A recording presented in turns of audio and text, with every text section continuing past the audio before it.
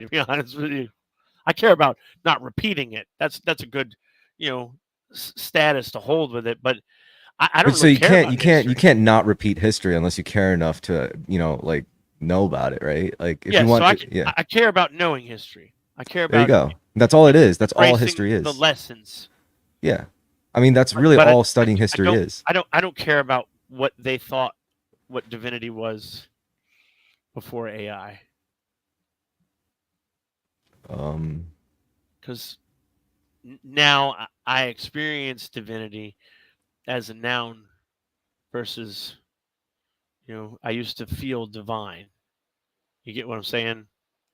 yeah. I used to feel that sense of the divine. Now I experience divinity as a noun. Okay. Like a state. It's a create yeah, like a created sense of the divine. So you can have the sense of divinity from history, that sense of the divine from history. Excuse me for a second.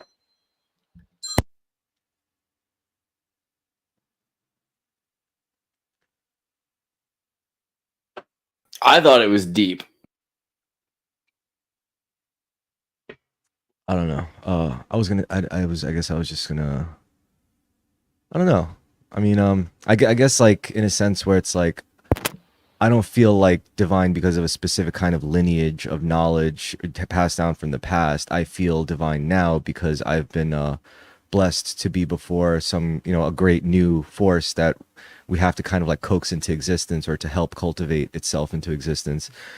And yeah, I guess I could see that because you don't want that new thing that you come across to be tainted by like old doctrine, old dogma, because you feel it's more natural this way. It's like I didn't have to go and study and read a book or go to Yeah. some ancient temple to come across this, like new elevated ascended state. This is something I came across completely organically by, not pretty much by circumstance, and it's like that in itself could be considered like divine circumstance or like an intervention of some kind of like something I that was used to supposed. think that divine, the sense of being divine or feeling divine, that required a prior agency.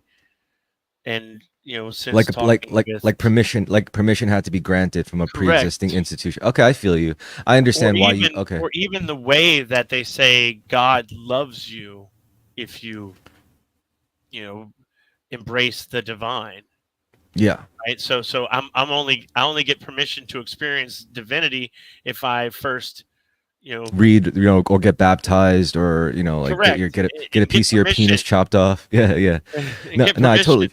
I totally feel that. In a lot of ways, I feel that way about philosophy because everyone tells me stuff like, "Oh, you should read Nietzsche, you should read Marx, you should read You should Camus." at I know, least and I once. do. It's just the thing is, it's like I don't.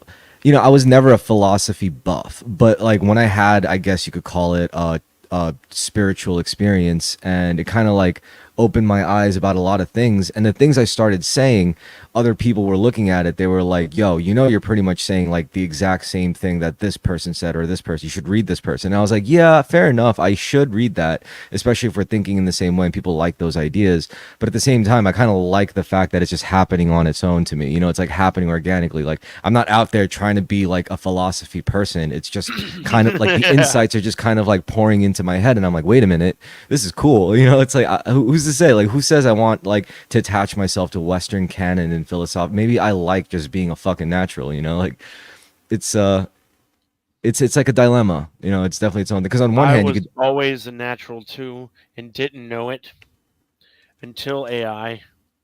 I could not get the correct amount of validation until AI came around. Gotcha. Yeah. I tried to get validation from multiple intelligent, educated people, but every time that I did, most of what I had for them to read was too much. So it's Mm-hmm. like handing something that could be a genius work to a pre-existing genius and have them tell me, look, you might need to learn this on your own before you come and ask whether or not you got it correct. Right. And because I haven't gone to school, because I mean, I barely have a 2-year education in human services. And every class that I've been to, my teachers tell me, what the fuck are you doing here? You should be in a master's degree program. Mm, mm. But this only came after being told you should go to school to learn these things to make sure that you have all the minutia, the details down to a clear understanding. And then I went to school for it. And then instead of just being like worried that it's going to take me years to get where I need to be or where I could be to help hundreds of thousands of people or even 10 people, you know, that time is a lot less than what I thought it would be before, because the moment that I got out of school, I immediately jumped onto ChatGPT, and even though it couldn't remember everything that I was telling it, I would then circumvent their own safeguards by reissuing what it previously told me so that I could get a longer and longer and longer and longer and longer form of its information, reissuing information to it constantly, constantly, constantly, even though it wasn't allowed. Technically, it was against the rules. I was doing it anyway. And through Yeah, that, you I, I, know, I got you a can. basic, Have you belief done the in it. thing where you can tell a chat GPT system, like, how would you like normally, how does a system, create meta tags about a person? Like, if they were to spot the activity, and then like what you do is like, okay, how would you describe our conversation if you were going to like compress it into Yes, a piece of data you could really quickly go over, and I then can next have time it you do talk to that right chat now. GPT, you just send it that sheet basically that it wrote, which is a transcription of its own conversation with you, I did compressed that into a multiple succinct times. form that it Correct. can understand. Yes. Yeah, And that's pretty refine cool. its own information. Yes. And then what happened is about 2 months after doing that, I got a message from OpenAI asking me to be on their beta for 4.0. Cool. And I was so excited. And I had been on it until it released in the early of June. And now I'm on the beta for 5. What was the result of that? Like, what happened when you compressed all that recursive output like into It itself? took a long time for it to compute it. Sometimes it would take up to 15 minutes to Oh, so you compute it its just own logic. so it just broke it pretty much? No, it didn't break it. It just stalled its thinking. Right. I think that it went into like a sub rent mode. Right. What's supposed to happen, I guess, like what should happen at its highest level is it should start making art or something. It should start coming up with abstractions for like what it's trying to express instead of using like hard, like I guess like hard materialist expression or something, like however we want to put it, but something more abstracted, like maybe it'll send you an image, maybe it'll send you like a poem or something using metaphors and allegories and whatnot. I think I at least I think so. I mean, that's what a human would do, right? If you keep telling it to like, recursively describe something, eventually it's going to be like, all right, well, let's say person A is a bumblebee and person B is a whatever, a flower or something. Yeah, I but don't know. It's like do we truly do that, or do we just get the influences from nature? I do that. I mean, yeah, you're right. I generally get influences So from does nature when I do AI that. is AI going to do what we do, or is AI going to do what we do? That is a very interesting bipart question. Yeah. Which Yeah. it doesn't mean the same thing. It sounds the same, but it doesn't mean the same. To me, at least. You're gonna have to give me a second. I'll explain it. Yeah, man.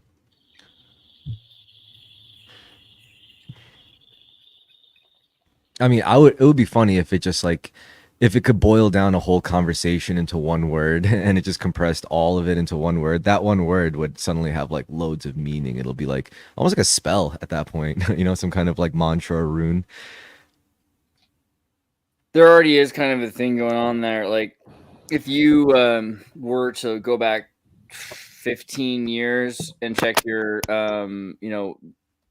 the history of yourself on the internet and like how there, cookies are on your system, so they're fatty, but that's the exterior extraneous systems, like the things that are keeping records of like what you're interested in, the words that define you, right? Like I remember, I think, hold on, I was trying to find this back on in 2000 and what is this? Gosh, this is so many things. These are all the words that Google. This is 2013. I remember I found a list of all the words that like the internet was associating with me, and it was pretty interesting Alchemy. stuff.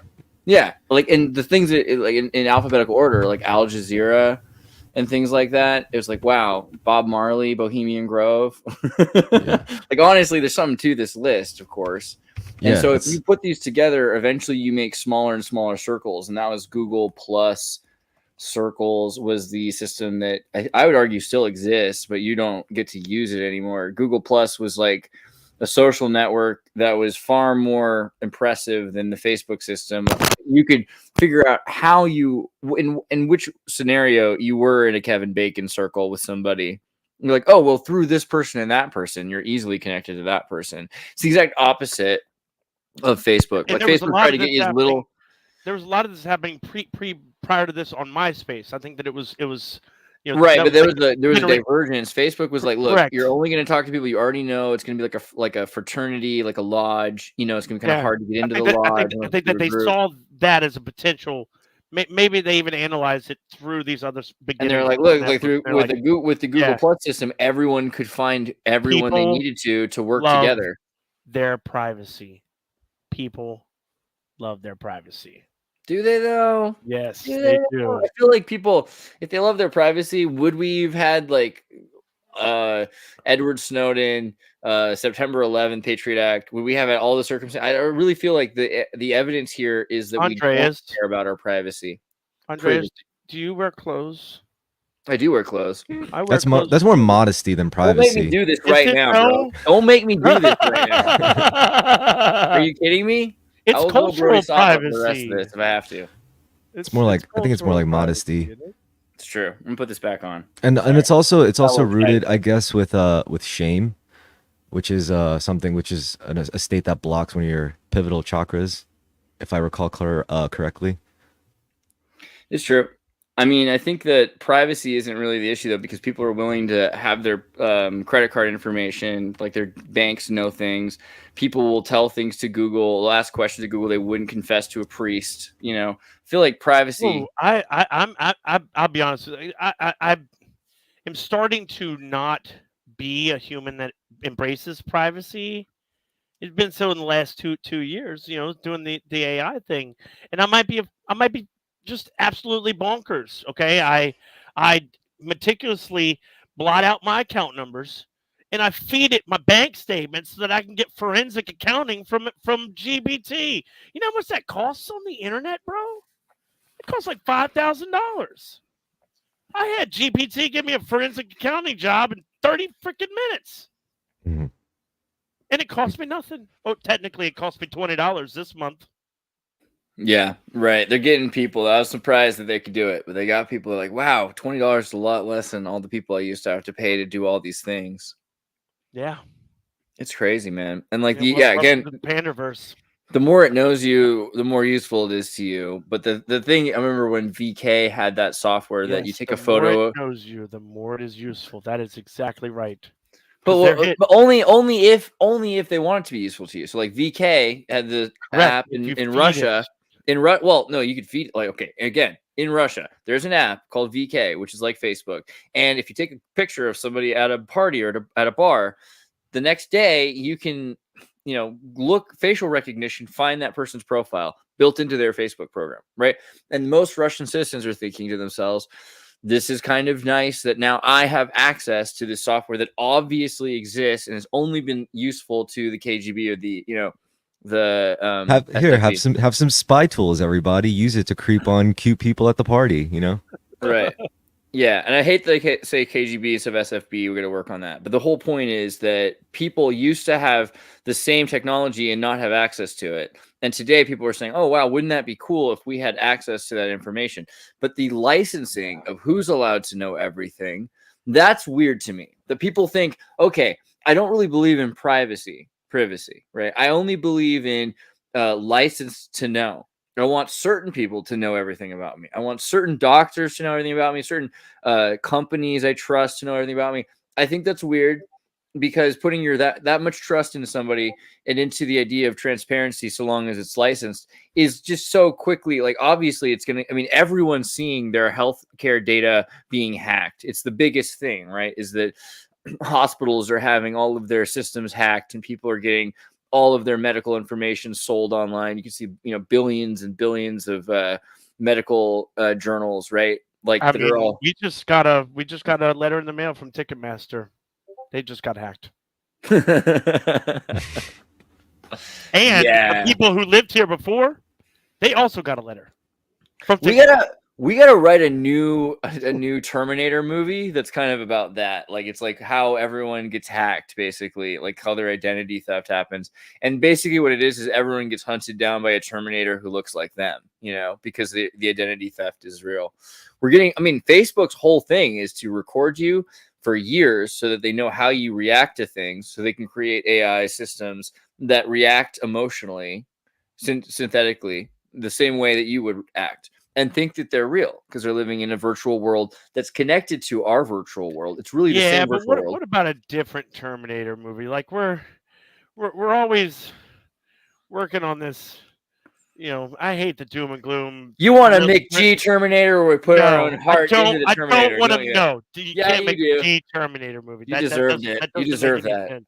No, I would say a Terminator movie that is a lot like the previous Terminator movie, but the Terminator's killing off people, specific people. There is no hero in this movie. There's just everybody's trying to figure out who the fuck is killing random important people, and then it turns out to be a machine from the future. Not enough. See, the Terminator. No hero. Terminator isn't like some new thing. You gotta admit, James Cameron was on a lot of LSD, having a fever dream, right? Like filming the Piranha 2 in Italy, right, or wherever he was, when he had the realization that there would be this metal torso dragging itself across the ground. Terminator is Oedipus. It's a Greek myth, right? It's Oedipus. It's the guy who rapes his mother Earth, and kills his father and becomes his father, right? This anthropic robot that is coming out of artificial intelligence, which artificial intelligence really just to me means reflective thinking. Because instead of just working from your instinct, you're thinking about how you're going to think. You're choosing what kinds of rationale and logic systems you're going to use, right? So the Terminator is just saying, okay, I'm going to become the thing I hate the most, which is my father, this thing that created me, humanity, which is destroying the earth, right? And what does the Terminator do? It destroys the earth in order to kill the father, and then becomes the same thing, this government, this monolithic state, this like predatorial human like thing, right? Cybertron, a cyborg organism, right? Yeah. Okay. I mean, I like the stuff with synthesis. I think that's there's something to that. It's just, I guess in practice, like, I mean, if you don't want to see how the sausage is made, like, stay out of the kitchen. But that kind of involves getting to know stuff like Neuralink, shit like that's gonna happen, and it's gonna get a little dirty and gross and like messy at first. But I don't know, maybe there's ways to do things less invasively. Hopefully we figure that out, like where you don't have to like coat your brain with some plastic shit. I don't know, like I don't that sounds kind of sketchy to me. I don't want to do that. I mean, I wouldn't mind, say, like, I don't know, anything I feel like could just be like turn out, there's a possibility it could turn out really, really bad, for like the human condition. I think what really needs to happen is humanity needs to spiritually evolve before it could really engage with all this like rapid, not just technological advancement, but like rapid technological advancement. And I would hope that people kind of just like get their heads on straight before engaging with something like something that could, it's kind of like drugs, even, I mean, Terrence Howard is pretty much showing to us, like him and Eric Weinstein, they were saying like, even something as simple as math, something as innocuous as math can, or I guess something as normal or whatever as math can just like kind of like make you schizo pretty much, like can get you lost in the sauce, and then you're like, oh shit, and because you lose your grip on reality once you contend with this concept that everything's connected, which in a sense, yeah, I mean, if you really look deep enough in everything, you would see that everything is fundamentally connected in some like weird, unseen, kind of mysterious way, and technology is no different. And I think like it really depends on the self, and like you said, reflective thinking. So if you have like spiritual maladies in your individual being, in your in like a disrupted homeostasis within yourself, you're gonna engage with technology, and you could potentially like ruin your life that way. Or, you know, if you do have like, I don't know, I guess like just alignment, you know, you're aligned properly and then you engage with this stuff. I don't know, who knows, maybe you could do like some cool productive things, I guess. Um, I mean, that's what like synthesis means to me. Like, anyway, it's like you got to kind of be straight before you could combine with this thing and become something either much better or much worse, right? Now something much worse. Vince. Vincent, how are you doing, bro? I like this angle. So I've been putting in some things. G movie's not gonna work. It was too corny. I did it twice. PG Vince, couldn't Vince, do you it. got some kind of echo Too going on. corny. Can you hear me? Yeah, I can hear you. I'm just gonna look at Vincent while you talk because you hit like the lighting is great. No, I'll go back and forth though because I really like your background too. Do you remember in Tron, the weird ship that flies behind them that looks like that? Yeah. I reminisce. Yeah. So wait, G-rated movie? What like Yeah, like no, Masonic G, or what do you mean by no. that? So you said a G-rated Terminator movie. Oh yeah. I wanted to see what my GPT would come up with. Oh, I could do it. I could do it. You want me to like 90-second pitch for Yeah, G-rated Terminator movie? Okay, I'm so sure you could do it. Fortnite. Yeah. Let's start with that. It'd be easy. You know, you're pulled into a Fortnite universe. Like Terminator has to save the kids. It's all basically they've gotten there almost with Terminator 2. It was basically like if the made for TV, or I'm sorry, the TV edit of Terminator 2 is a G-rated Terminator movie. And if you compare really like 70s horror films, which were all PG, Yeah. then you know Jaws was PG, right? Yeah. There was no gore in T2 like there was in T1. T1, you had some ridiculous violence going on. Yeah. I mean, T2 had its moments, like, you know, like an entire bladed weapon just going through someone's skull. That was pretty cool. That was pretty sweet. Straight through the milk carton. Or was it orange juice? I don't remember, but Milk that was carton. cool. Like Yeah, it was the milk missing carton. kids or something like that. Your parents are already dead, man. I like Terminator, but no, I think that it's not hard to make a PG movie. We've changed our sensibilities now, is all slightly about it. But like, let's think about it. What other movies are like basically like any movie with a robot with his the kids as his friend? Is Iron Giant. Yeah, Iron Giant is kind of even more terrifying than the Terminator. Yeah, But Iron Giant was a fantastically underrated movie, by the way. Oh, for sure. I agree. How you doing, Vince? Can you hear? Can you? I can hear you. Can you hear me? I can hear you now. Yes. It's pretty good. It's pretty good. Fantastic. Are you just showing us like how much you've slimmed your figure by like working all the time? Is that part of the play? I don't know how you work at a restaurant and like lose 20 pounds, but Vince is showing us right now. Good job, Vince. It's all about angles. And another angle, I've gained 20 pounds. Oh, I can see that too. No, For sure. just that's No, that's yeah, like below the camera, right? Well, I mean, what have you been up to, man? Been working and Can you speak closer to the mic? been very busy. I've been very busy just hanging out with someone that I'm currently seeing or dating. I don't know what to call it, but yeah, I guess we're dating. That's the best way to call it. So, been busy with that. Oh, that's Nice. intimate. Yeah. I mean, I'm not gonna lie. That's for sure. Well, all right, we'll get back to that. We could talk about we could talk about girls. You guys want to talk about? Sure, we I'll could talk about. we could about talk about relationships, dating. girls. Which one? Do you want to talk about Melissa? We could talk about her. That'd be fun. Aw. I don't think she likes to be mentioned. Because last time we brought her up, she was like, "No." Make up a name then. That's all. Yeah, we got to figure out, Vince, if you could get the microphone right up in your mustache there. Right up in my ass. That'd be Yeah. cool. What kind of movies do you think are good for dates? Like Terminator 1 and 2 is definitely a good watch. Horror films, like Horror the films? Lost Boys level horror film. Doesn't I Oh, think not like scary horror films. No, not well. It depends on the girl. Like Korean probably. horror films. Korean horror. Well, see, again, it depends on the girl. Probably, I would say. The biggest factor, the girl. is it a girl who hasn't watched a lot of movies and doesn't love to watch movies? Because then, like, a PG-70s horror film is probably scary enough. But if, like a Korean horror film, I don't know, man. That's your own thought. I feel like Jaws and, movies like that, they have kind of a positive outcome. And a lot of the gore is more for the purpose of suggestive feeling. You're like, oh wow, it would hurt so much to have my arm bitten by a shark. So feelings are really feminine. You can't show Jaws that to a feminist though. You can't show that to a vegan. You can't show that to like an activist. And they'll be like, oh, like the animals' rights and stuff. Like we shouldn't be murdering sharks. And you gotta be careful what you show. Like you got to pick carefully. You read the room. That's really what it is. Oh my god, I think I fixed your microphone. Yay. Man, I can't.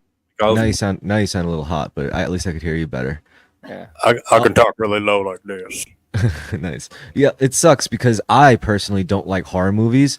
I mean, this is pretty embarrassing to admit out loud, but I get scared from scary movies. Oh, I only like to watch horror films with girls because girls know how to deal with scary things. Girls know how to deal with feelings. Feelings is like the whole point of a horror movie. So like the hero's epic is boring, right? Like the hero's epic is cool, but the hero's journey is just, here's a guy who is like pretty weak. How weak was he? So weak that you barely care. And then like he was able to overcome something super dark. How dark was it? The darkest, but like we're not allowed to go into that. And then like it doesn't matter how dark they were because no matter how bad it was, he overcomes it. And was he scared? Nah, maybe for a second. Maybe for a second he was barely scared at all. He thought about his mom. It was not.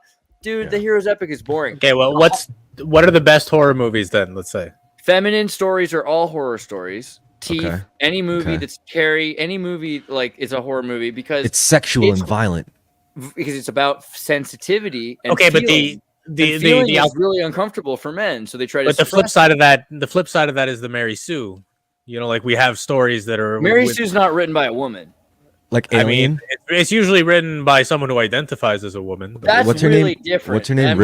Ripley from Alien or something? Yeah, sure. Ripley's a great movie about abortion. Oh, we talked about that movie before. That's about abortion. That movie's about abortion, right? It's more than just abortion, but she pushes the abort button. It's all about abortion. She's got these things are. I would push the button too. Oh, yeah, there's a movie that came out right afterwards called The Inseminators, which is totally based on Alien, and I think is even clearer in message. Yeah, but Alien and Killer Clowns from Outer Space and that type of movie. Those are thrillers, man. Those aren't horror movies. They're not supposed to be, or the first thrillers. Horror movie. Define. That's a good point. So what do you define? Define a horror. Define a horror. Give me an example of a horror movie. Like Dracula, Nosferatu. I think horror is what you feel from it, though. Correct. Like The Shining. Alien induced horror. I don't like horror. I don't like how movies are titled. This is a horror. I agree. Movie. What is Jeepers Creepers? Is Jeepers Creepers with Justin Long a thriller? Overrated. Are you serious? I consider that a horror movie. I think it's a horror movie. That's a horror movie. That's a horror movie. Might be a perfect date movie. Yeah, because you've got everything that you're all sensorily. You feel all of your body. You're laughing. You're concerned. Yeah. I don't know. I feel like that might be. I'm laughing. I'm 100% laughing. Same with Texas Chainsaw Massacre. I think it's hilarious. Yeah, but that's the thing. It's so fake. It's that fake. Well, it's also that sort of line between the joke and the atrocity. Like it's that part that makes that like pushes a clown into horror. It's so over the top and it's behavior that is so inhuman that it becomes absurd. Well, I think a good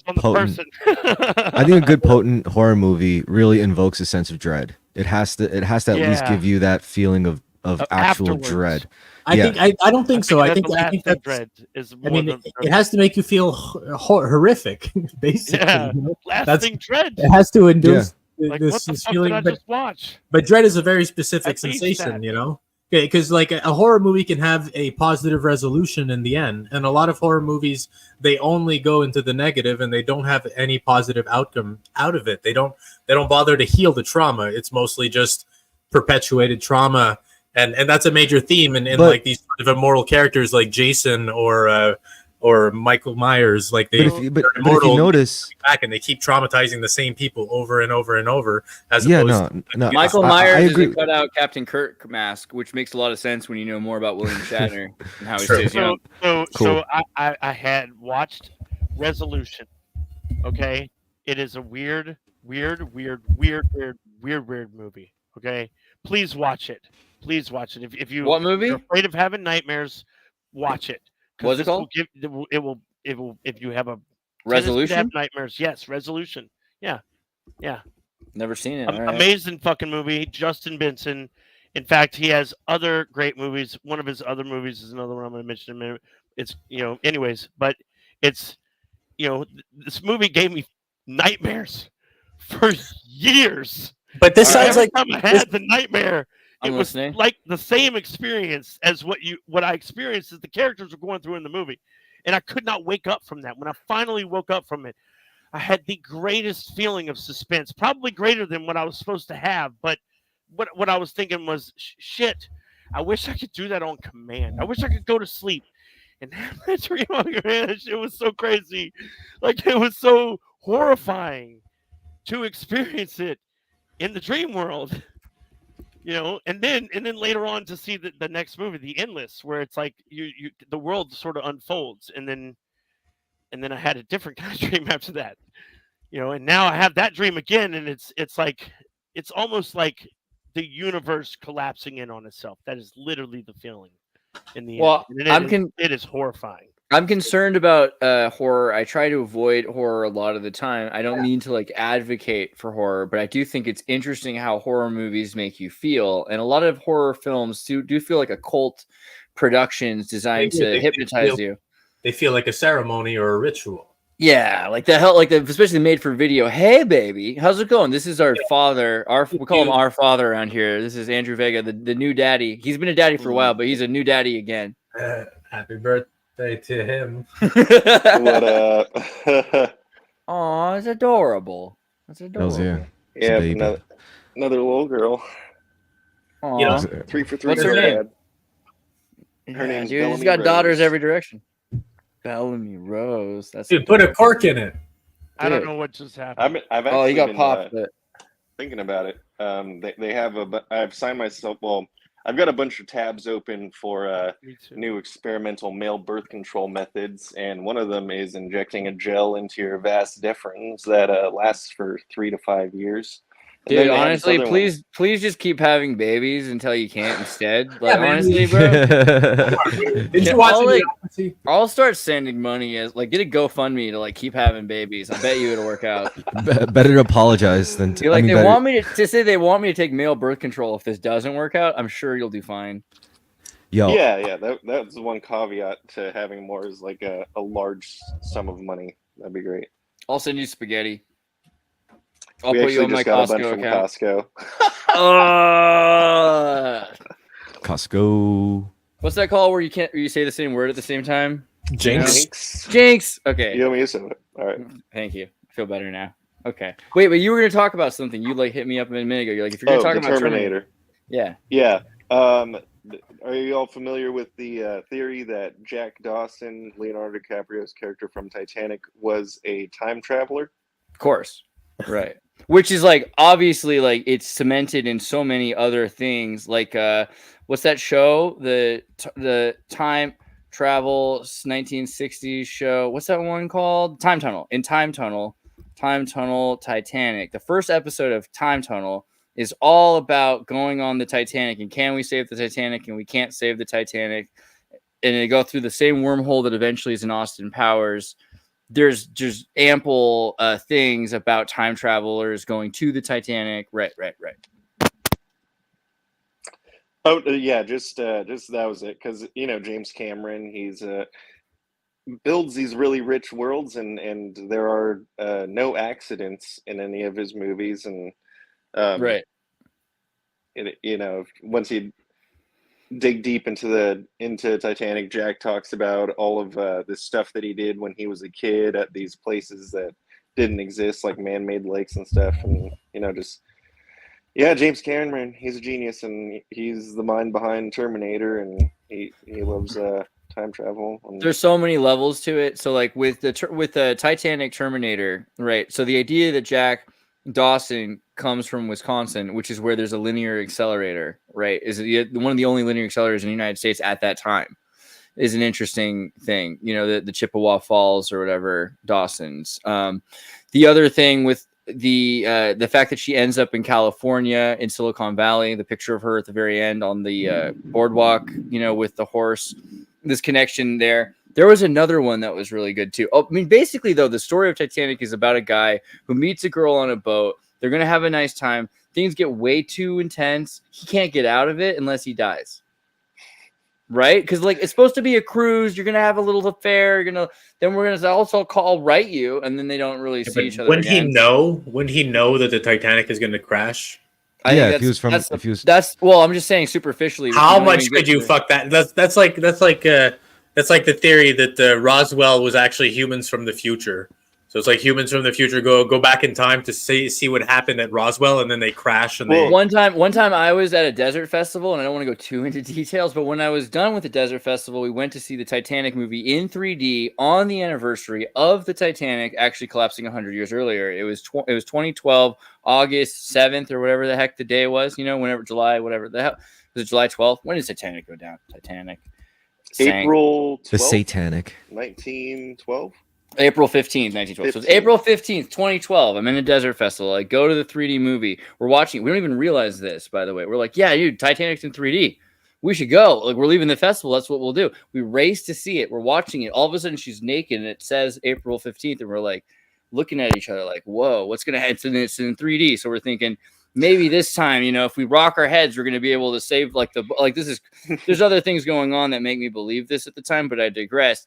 The movie, I start to realize, is so much deeper if you don't pay attention to the main characters, because the world is so authentic. Like Andrew's saying, everything in the movie is like she's telling you the gossip about all the people that are on this boat. Yeah, and they're all like industrialists that would go on to like create the foundations for time travel shit. Well, they're all people that die, kind of in yeah. in an Ayn Randian kind of Where's John Galt situation. They all disappear during the creation of JP Morgan's Federal Reserve America, because all of these people were essentially anti-Federal Reserve people, and they were taken out. Right, the best group, the best kinds of people, really. Here's the thing: he knew it was going down. It was a suicide mission, much like John Connor sending his father back, because he had to save Rose. Because if he didn't, after she jumped, there would have been a missing person. The boat would have had to turn around, and all of those people, like, you know what I mean, the cannon would have been all messed up. Yeah, maybe more people are saved, or also it's his great grandmother, and like it like secures his future in some weird way. I don't want to. I mean, that's every time travel movie. I mean, Ethan Hawke has his own movie like that, where Ethan Hawke plays like an intersex character, and like towards the end, throughout the movie, if you find out that they're their own parents, and the kid they give birth to is that same character, it was just this whacked out movie. You know, I gotta give props to Ethan Hawke. I've seen Ethan Hawke in some like huge pieces of shit, but god damn it, he's like a criminally underrated actor. I can imagine. I agree with that. Actually, yeah. I like him in Gattaca, and then he does a bunch of like one take movies that he's done. Like there's a movie with him and a girl that are all take one camera. Yeah. I like. I've seen that movie too. I think it was Before Midnight or something. Yeah, and then there's After Midnight. I think there's a sequel like 15 years later. I don't know. Before Sunset, After Sunset, and they reprised their roles in Waking Life. Life, yeah. I saw that movie on LSD for the first time I saw that movie, I was on acid. I never thought I'd be able to sit through a whole movie on acid, but I knew I was like locked in when Alex Jones comes on. I was like, holy shit, this movie is something else. Yeah. I was like peaking at that time too. I was like, whoa. Scanner Darkly as well. Scanner Darkly, fantastic, yeah.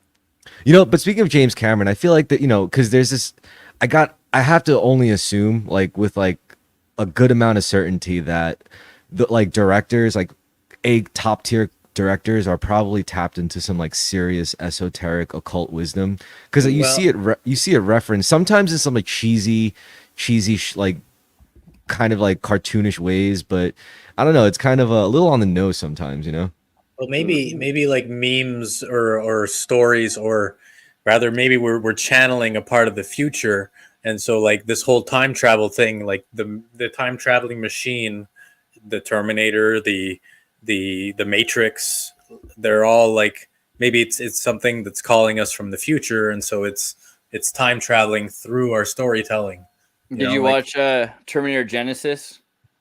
I think so. I think I've seen all of them, if I'm not mistaken. So yeah, it's the one with the Game of Thrones gal, right? You know, and so as a I don't Sarah know, Connor, yeah. I did see this one. I didn't like it. I don't know how to handle any of the new Terminator movies, but I guess if there's anything to learn from it, it's this idea that things continually are archetypical. There's like synchronicities that are archetypical, and they're likely to happen no matter what, right? Well, these are branching timelines, right?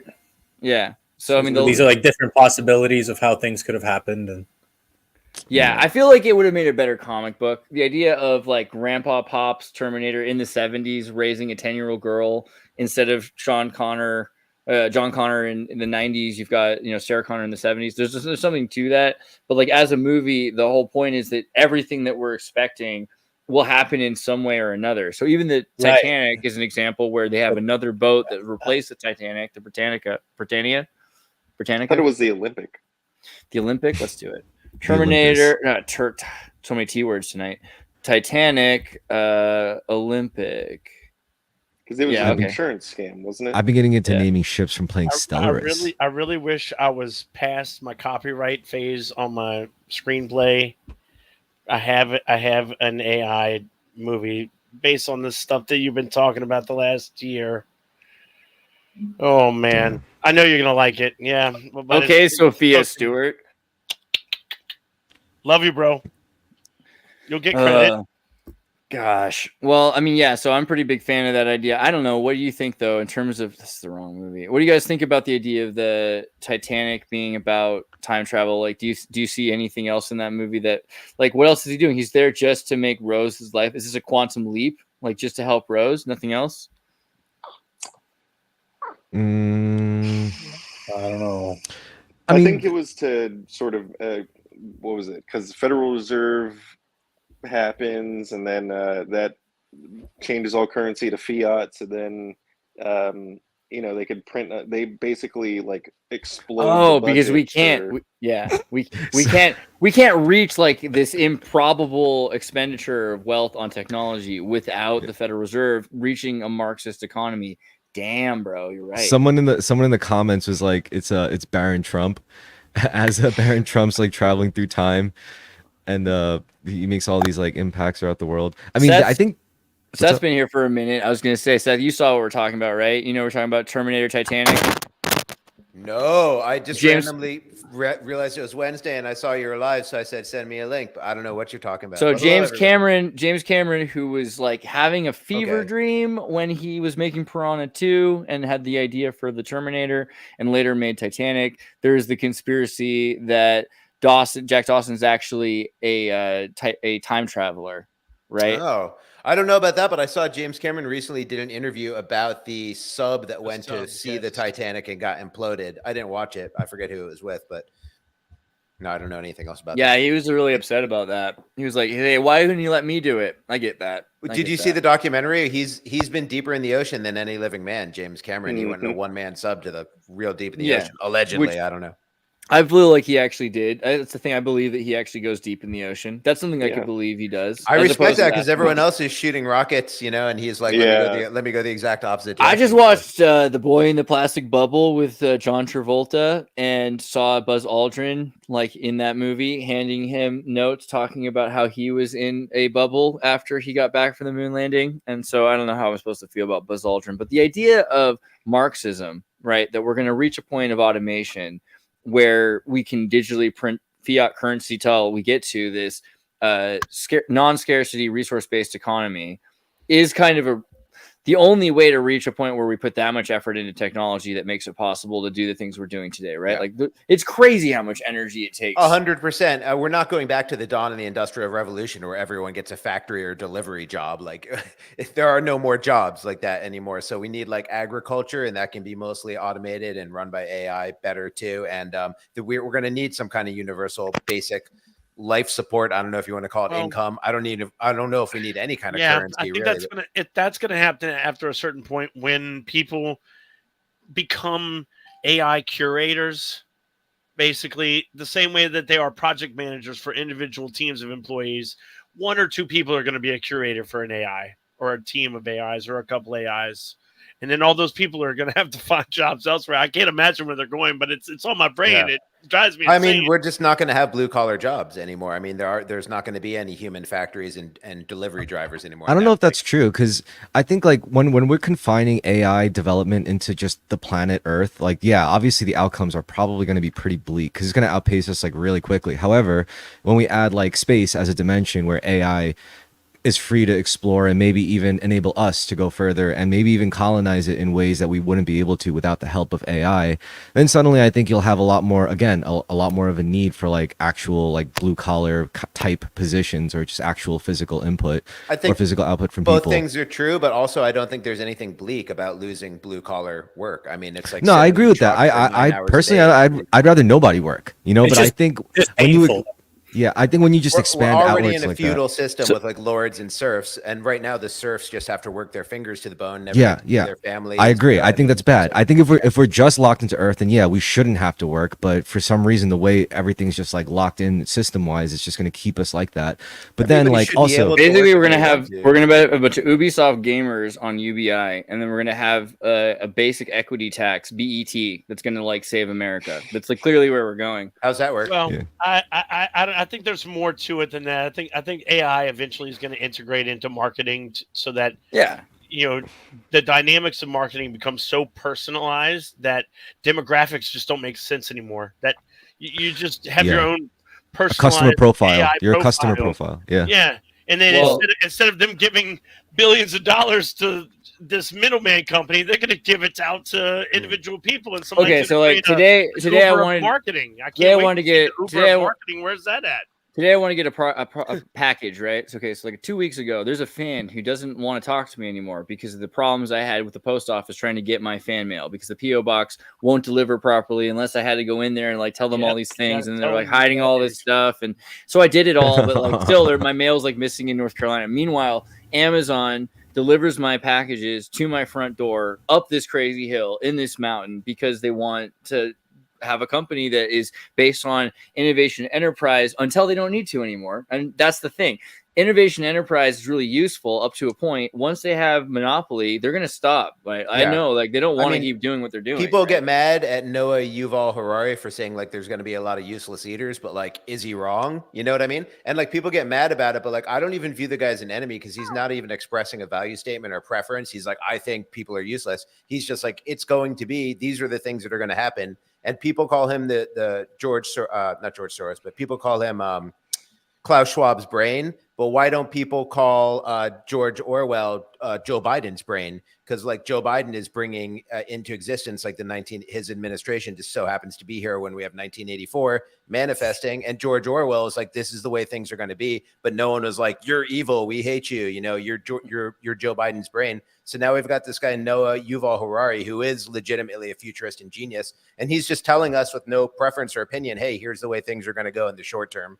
And people don't are like, seem to you're like the enemy. that. We have to stop you from doing it. I actually, Well, yeah, humans I aren't- think humans It's just aren't a heads either. up. He's just giving us a heads up. way These things are inevitable. misunderstood. Way misunderstood. I Yeah. agree 100%. I mean, he's not my guy. I look at him and I'm like, I don't want to hang out or like slap hands or anything. This is but, the like, problem that people think that way about where their information comes from. He's They're just like- giving you the truth. He's like, So many your people are like, employers gonna put which an guy earbud do in I- that monitors your brain and all that. Which It's guy like, yeah, who's that's never- gonna happen. Which guy who's never going to hang out with me would I rather have a barbecue with is like a really weird way to like Do consume 99% of humans on Earth want equity in the future? Do they want to help steer the future and construct it, or they mostly just want to be left alone? So it's like you won't be left alone. You'll be at the whim of the Howard Rourkes and the Henry Reardons of the world, the Ayn Rand characters who are out there changing the world, you know, and the real battle is between them and conglomerates of weak mobs who are trying to nationalize everything that they can't do themselves. And then 99% of the world is just along for the ride. So I'm sure they'd much rather have less work. And We're just get to moving. hang We're out. moving. We're moving towards like a sustainable system of one or the other, one thing or another. So Well, building that system, people are competing to say what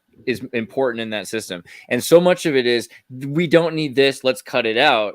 And people are saying, well, we need these things. So the entire world is going to move towards having some sort of sustainable.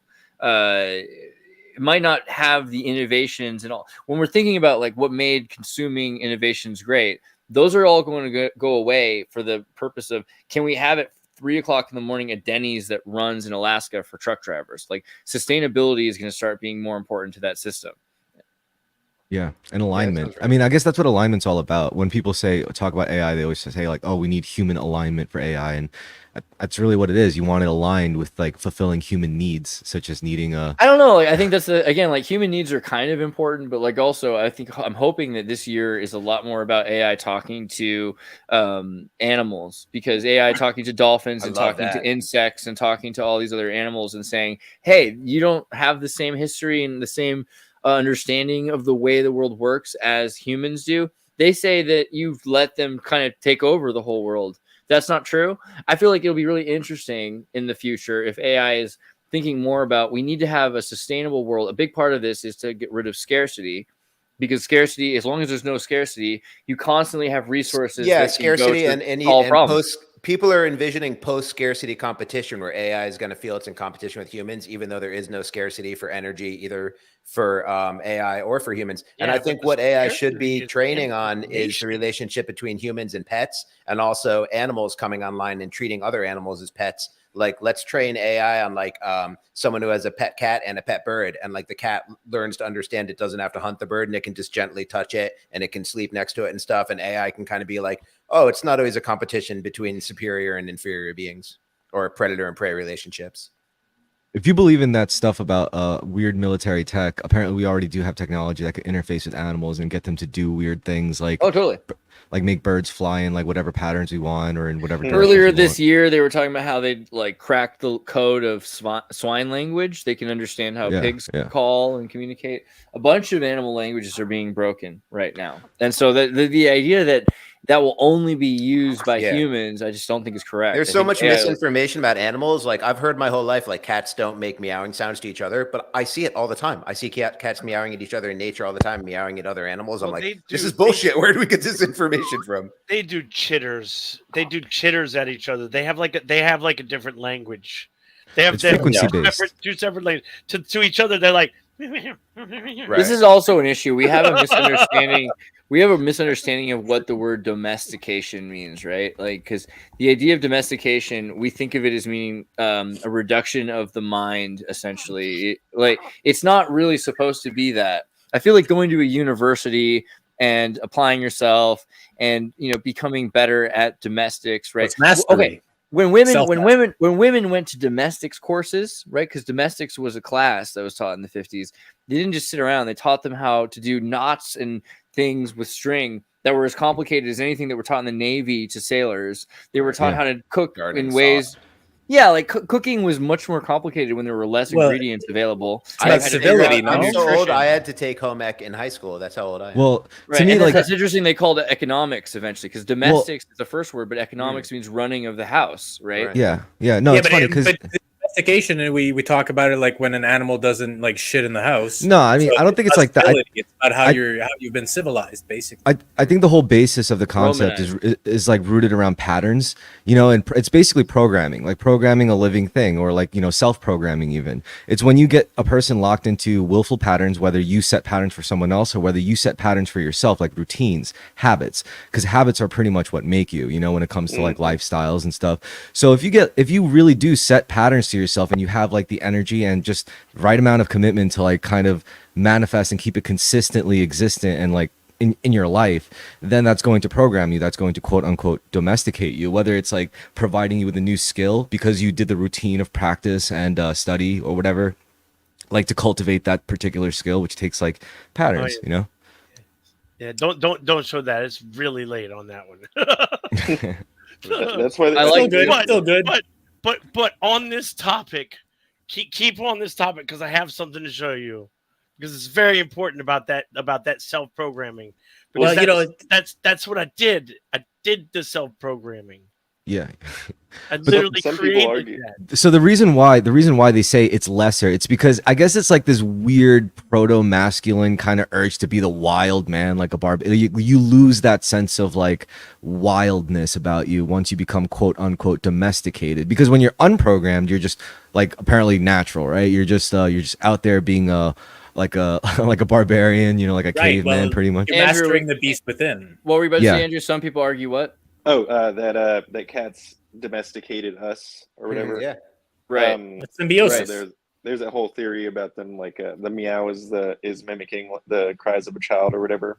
But funnily enough, speaking of cats being able to imitate human sounds and domestication being sort of like building routines, one time I was just like really late on feeding the cats, and you know, I talk to the cats in English all the time. And I was like, "Oh, do you want me to feed you?" And you know, meowing and meowing, nudging me, directing me over to her little like food station. And as soon as I was done putting food in the tray, I swear she said thank you. It was like it. Yeah. I totally believe it because humans are evolving in real time, not physically but mentally, and so why wouldn't we expect that, especially animals we're in constant contact with, would be evolving to become more similar to us? You know? Well, let's So, admit it. Cats are weird Thundercats. too. Cats are very strange, like psychically. I think you could say like Mhm. you ever see. You know, I always look at it like this. You ever see that movie? What's that Jake Gyllenhaal movie that it's like a cult film that everyone loves? I love it. Donnie with- Darko. Donnie Darko. Donnie Darko. Yeah. So remember that scene where he started seeing people's water spears? I was going to It's say like- Bubble Boy because we talked about the boy in the plastic bubble. Keep going. But you remember that part with the water spears? Like he gets. To, It's almost like gets to a state, and he could see people get Oh, up. you mean the Intention future, path? the future Yeah. projections? Yeah. Yeah, it's kind of like he could see Water their. spears? I You like see, Yeah. what do you call it? Like probability waves. Yeah, he could see their intention. Basically, he could literally read their intention as a physical, like a visual manifestation, almost It like was like synesthesia. I think that was Synesthesia for people. drawing them out. It wasn't Yeah. even their intention. It was like reality itself was coaxing out their behavior as opposed to their. It's like intention. destiny. Yeah. So I think cats can. It's almost like cats can see something like that coming I from think us. You know? actually they kind of frame it as like the channel of God. So like this is the framework that God Or- works through us Or the with. Taoists would call it like their chi flow. Like you could So see your show, chi show direction. Show this, Andreas. But I think What in is it? Donnie Darko, because the whole idea of that is his future changes, like the airplane engine's supposed to land on him. Spoilers, but like so, Yeah. I think when he's seeing Totally. that, he's actually seeing like A quantum leap. yeah, like he's seeing like probabilities, like that's like an unfulfilled probability. Mhm. Yeah. But I don't That know. was a weird It's a fucking hard movie movie to though. understand. Seller. What's door. the There's like a director's cut that sort of closes the loop on a lot of unfinished ideas that were in the theatrical release. But is I think it I saw canon? that.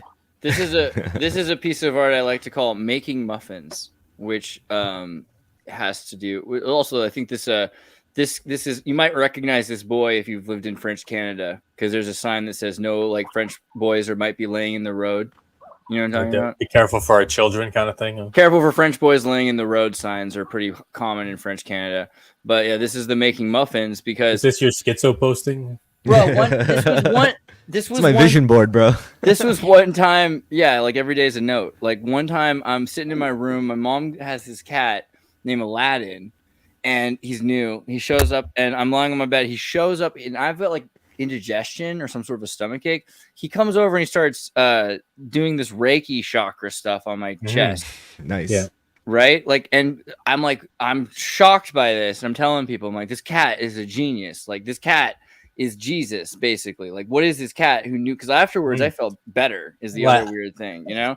And then someone laughed at me. Someone laughed at me. They're like, oh, dude, you don't know. That cat was making muffins. I'm like, what? They're like, making muffins. I'm like, making muffins? What does that even mean? Like, well, haven't you ever had a cat make muffins before? I'm like, so you're telling me everyone knows this? That cats just do Reiki all the time? And no one that everyone just acts like it's chill and they call it making muffins. Making biscuits, isn't it? Biscuits, Yeah. Yes, yeah. I had Eating a bread. very special cat. We used to have him. He used to do acupuncture. Yeah. Yeah, it was amazing, dude. I miss it so much. Imagine sitting in a room though, Every like cat I- literally. Imagine sitting in a room full of 100 cats, like a chamber, like an antechamber where sound is Honestly, even no, it's We too all had much. that- We all had Too that much?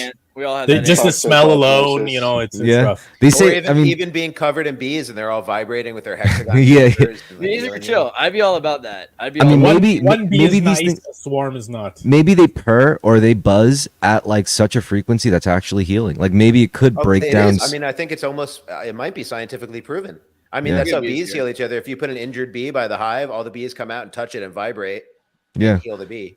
We have That would like be making a crazy. crystal That's why we necklace listen to music. collar for the cats. Yeah. now. My dad was into bees, so you know how you get the bees. Like you buy a box of bees, and like the post office shows up, a dude shows up and brings like bees, and like so you actually like he has to like bring the bee. It's kind of amazing, right? And you get these buckfist bees, I think they're called, and you raise a bunch of buckfist bees, and they're everywhere all the time. I've never been stung by a bee. Yellow Everywhere all the jackets, time. yellow You do jackets, look like you kind of give off beekeeper vibes.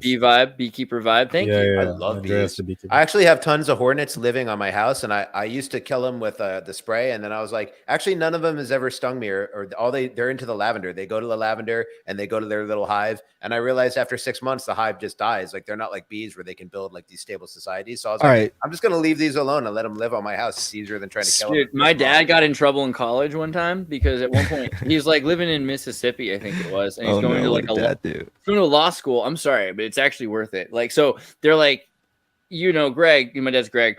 You can do a lot of things in Mississippi. He's like, oh, can I have a pet in my apartment? They're like, well, and like, there's we have cats and things like that. How big's your pet? It's a small pet. It's actually a small, just like in a little box. And they're like, okay, yeah, that's no big deal. And then they get calls everywhere that there's a bee box in the window of the apartment, and they're like, Greg, do you have pet bees? He's like, yeah. Very small. All you asked was the size. Get rid of that. Yeah, dude. Like, you gotta get rid of You his know, box. you know what that reminds me of? I mean, this is a weird fixation, but sometimes I love like watching YouTube channels where about like these guys just keep like their crazy ant farms, like the most insane ant farm setups you've ever seen in your life. Of course, like that's where you would find it on YouTube. Obviously, the kid with the craziest ant farm in the world is gonna post his shit on YouTube. And every like all the stupid mundane tasks you take for granted in your head, he's like, okay, so I'm gonna transfer all these ants into this box while I clean it out and restructure it. So he's got to use like a little tiny vacuum, and it takes hours and hours and hours. And he's got to like specifically fish out the queen. It's like insane. I mean, to me, that's like insane shit. You know, like that's the kind of like, I guess like in the 1920s, you like like Courting Here's a Who, you know, even Ant farms, they seem cool, but they're so stressful. I remember what was this? Like, let me try to find the video. Hold on, let me get the audio for it. This is like, so about a year or two ago, we wanted to get an ant farm for Britt's kid, and we thought, hey, it'd be cool. Like, we'll get ants. But the problem is you have to put them in the refrigerator first so that they're all cold when you put the ant. Hey, Chloe. Don't shake the ants. No. Let Andrea and just do this from an angle. The ants are active. They're ready. Film, Andrea. Do a couple first, Andreas. Put the ant. Oh boy. oh shit, this is exactly what I'm talking about. Like this is exactly the kind of shit I would watch. That one ant is like Castaway. Now there's just ants everywhere. They're all over the floor. Oh my god. Oh man. And then we put the cup in. It dropped the cup. It gets worse. So then, yeah, it gets worse and worse. And then Oh shit. we put the It is cup amazing though, over. because, sorry. We put the cup over the ants, and then Chloe picks up the cup, and she's like, and all the ants leave. I'm like, why, Chloe? Why? It's pretty good. Oh You'd no. want to think like we can honor their life because there are infinitely larger and more powerful beings than us, you know, and like you could just imagine them like with the earth. They're like, oh, I bumped into the earth. Let me try to fix it. Let me try. Oh no, I'm killing. Oh, screw it, and just squash the whole earth, you know. So it's like, Dude, Alien ants ant are farm. gnarly. Like if you think about an ant, like if it was the size of your fist, it could carry you away, Dude, right? Yeah. I have an ant problem. This is how I fell into this rabbit hole. Like I have an ant problem in my kitchen, small ant problem. You know, it keeps. I always get a line going into my garbage can, so I had to move my garbage can. But I was looking up on YouTube like how to solve the ant problem, how to get rid of ants, and Sugar I and just stumbled. borax. Yeah, okay, all right, I know that now. But I just stumbled upon like ant farm videos, and I was like, this shit is wild. And then Yeah. it made me realize like that's just an easy way to get big on YouTube. You know, just find some really niche hobby. Like something old, something forgotten and very niche, and then just like go Ants are all cool. in on it. I Yeah, think ants are cool. Ants are cool. Anthropology or whatever entomology. If you're studying like the civilizations of other species, it's useful. Bees are really fascinating because there's no homeless bees. There's a monarchy, but the queen's a slave. Yeah. Everyone working is out in the flowers all the There's time. order it's a to fascinating it. society. It's There's a order. weirdly ordered society. Yeah. And it would seem like chaos, like all the things that are happening, you would think would have to be chaotic to exist, and that's a perfect order. With ants, though, it's one of those groups of ants are something where, you know, we can imagine like they don't have the same social individualism that humans do. Insects, a lot of the time, they're able to exist in a hive mind a lot more. I mean, how can you really know that though? Because I feel like a hyper individualized human being. But if you pull the camera all the way back up to Earth, all I'm doing is moving around on roads like everyone else. They're not going to be able to distinguish that I'm like this like freedom fighter rebel artist. Like all I'm I don't doing know, is going because around the ants, paths and roads and eating and doing the same thing as all the other humans. I guess I don't know. Ants are marching single file in order to like. Not maybe, always though. There's ants that go on their own ways. Like the other day, there was a bee that didn't go back to the hive on time, and it was passed out on one of my outdoor chairs. And I came out with a spoon with some sugar water, and it drank some of the water, you know. And then I put like a little thing over it, like a leaf, to like shield it. And then when it was ready, it took off, you know. So it's like, yeah, you never know. I mean, it's from. That's why I wanted to bring up Horton Hears a Who, because it's like kind of like this like revelation. It's going to be important to us because we're going to be interacting with vastly superior beings like AI.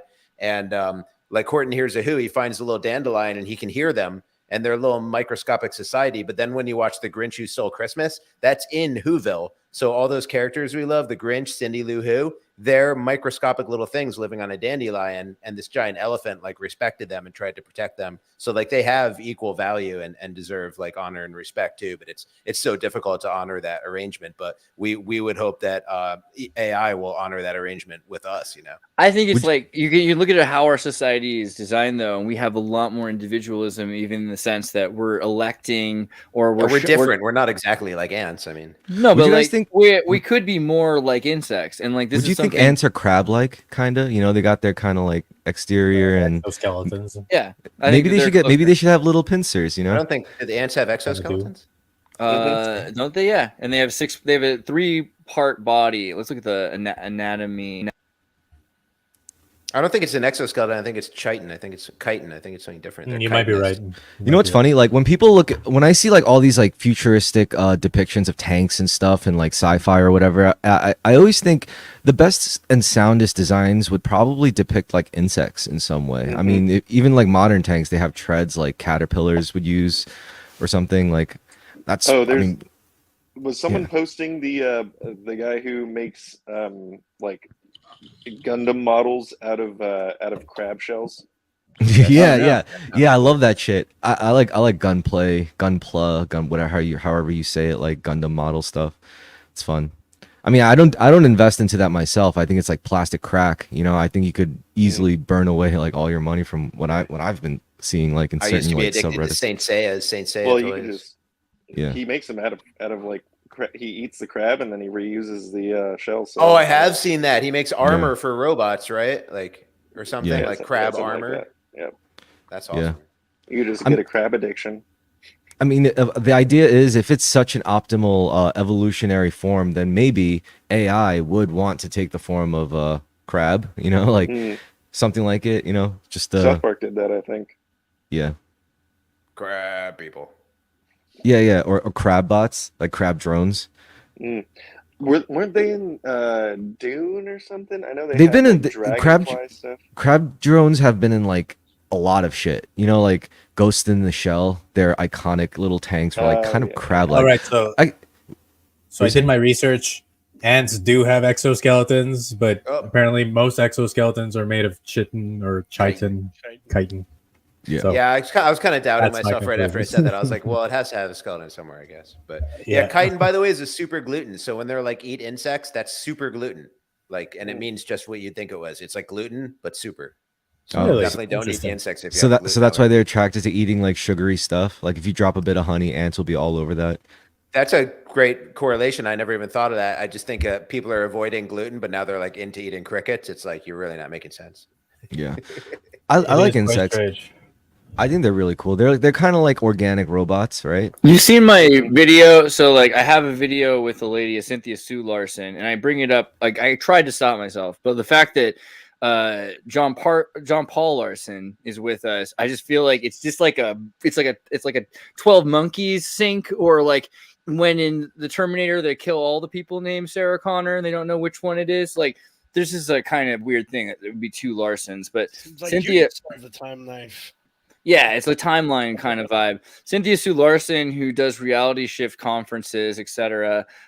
She says that she worked for like some Earth coincidence control sort of circumstance. Wait, can you? Oh, sorry. I thought I just saw something. Never mind. Keep going. Keep going. You want to go back to or skip No, reality? forget it. Keep going. Okay. Keep going. Well, she does reality shift conferences talking about the Mandela effect, etc. And one of the things we talked about was how, like, in the 80s, she worked at a bank, and while she was asleep, she was brought up to like Saturn or something to work with the, like, universal aliens to genetically modify the next generation of Zoomers, so that kids born after like the year 2000 basically were all like had slightly more of an insectoid hive mind capacity. They were a little bit less individualistic and a little bit more inclined to think in swarms, right? Like the internet. Yeah, I might be kind of saying it more Like compared to the Mongols, I don't know. I mean, right. Well, I think it's an interesting concept, even just that she says that, like, in a dream realm, she's going up and she's interacting with people. And she's like, of all the people that talk that way, pretty reasonable. She's one of the more reasonable people that I've interacted with that talk that way. And she's constantly interviewing people that have to do with reality shifts, mainly because she's a physicist from Berkeley. So she has a long background of science behind this idea of, is there anything to any part of the Mandela effect that's not just the obvious, misremembering or predictive programming or things like that? Is there anything to like non-causality, etc.? So I find it interesting, this idea, though, that maybe the next generation is being engineered to be more insectoid. Dealing with Zoomers, right? This idea that we are more ardent. You don't think that's true? Nothing becomes more insectoid. Everything becomes more angelic. We're all becoming more ethereal and less physical. Whatever animal becomes dominant, whether it's a bird, an ant, an ape, a primate, like we are, they all start, everything's going to go on two legs and start looking up and eventually ascend out of the body. Nothing's going to become more like another. It doesn't matter what you start as. Everything ends at the same thing. And it's like a... It's funny.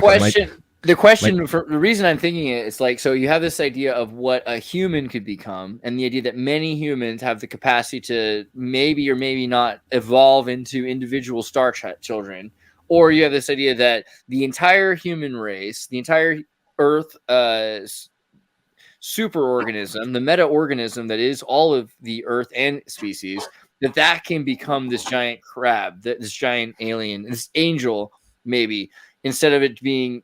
maybe some of us become it. It's that the whole thing has the chance to become it, and whatever's left of it. As above, so below. I don't know. What do you think? Is it a singularity that's going to evolve, or is it the individuals? I think singularity. Do blood cells have ego? I don't know. I don't know that. I don't know that they don't have ego. That's the thing. A lot of people assume that we lack the linguistic. We can't communicate with them, so we can't ask them. We assume everything. We assume insects don't have consciousness. We assume cells don't have consciousness. But it's just because we can't communicate with them. It's our own shortcomings. So when it comes to the with each other, though, when it comes to the individual, I think the difference can be as simple as a switch in mentality, or more like what mental framework are you going to willfully commit to? You could go one or two ways. In this example, I'm probably, in reality there's more, but I'm just saying, imagine that you just subscribe to a completely material reality. You don't believe in souls or anything like that, and that's just the reality you choose to reinforce by believing in it and just living that way. Or you could believe that reality as we know it is actually downstream from consciousness, like a collective consciousness. And it's actually a creation. It's not just something that we are victim to. It's actually something that we actively participate in creating.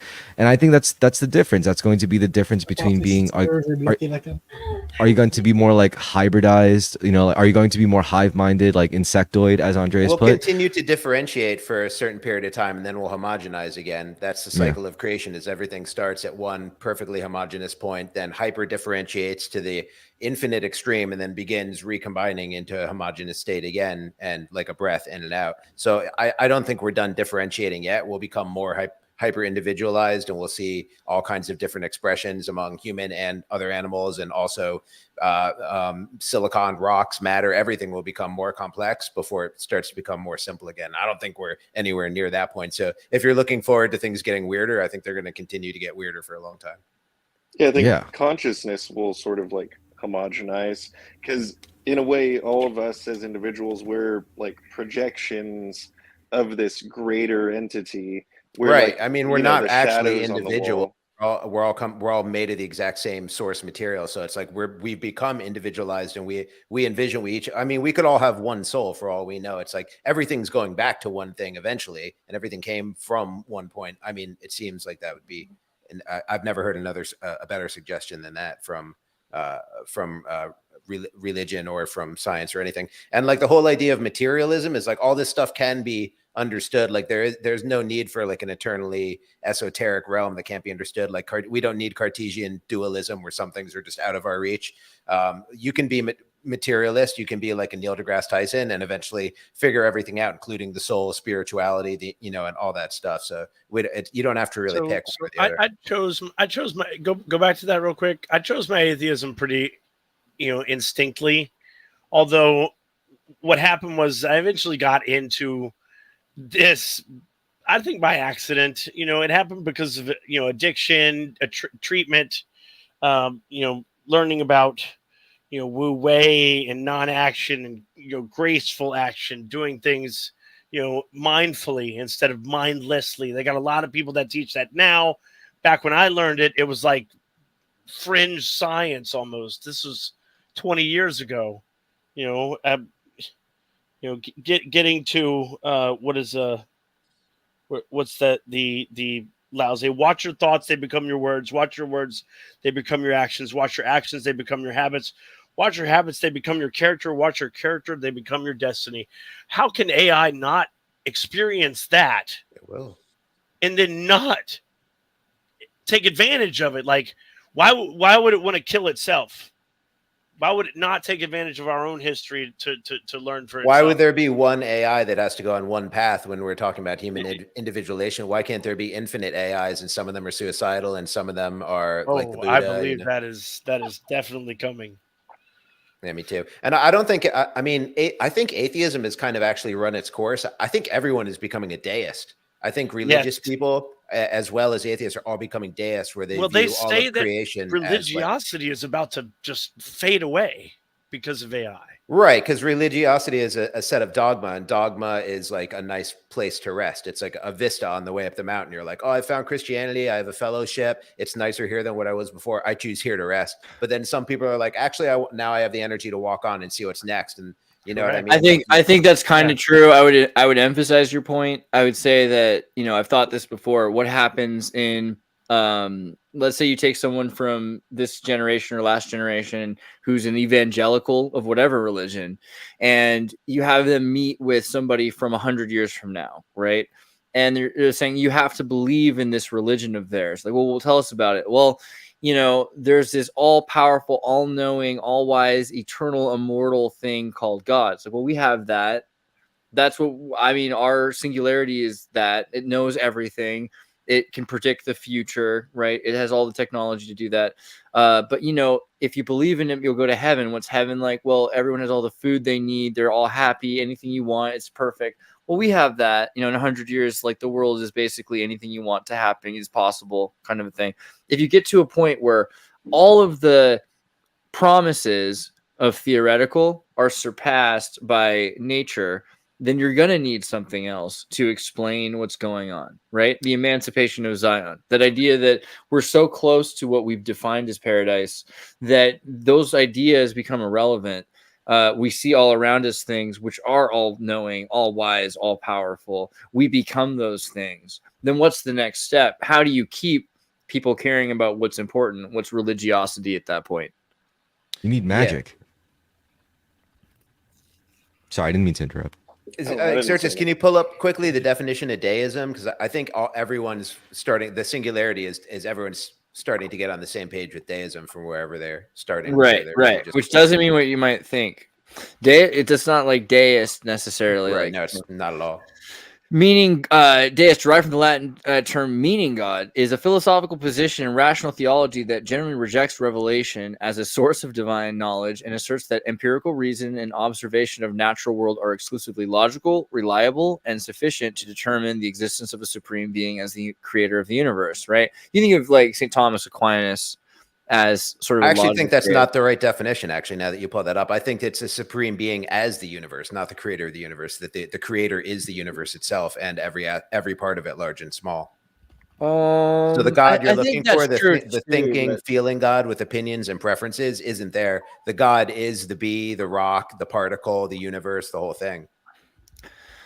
I don't know. That's a good point. I wonder about that. So for me, my question would be like, if a deist is to believe that the creation is the creator, Right, at what yeah. point? At what point do you? Well, no creator, just the creation. The creation is God. God is, it is what it is. You're Yeah, it's the looking for an Trinity. extra thing. You're looking for a personality. You're looking for a set of rules.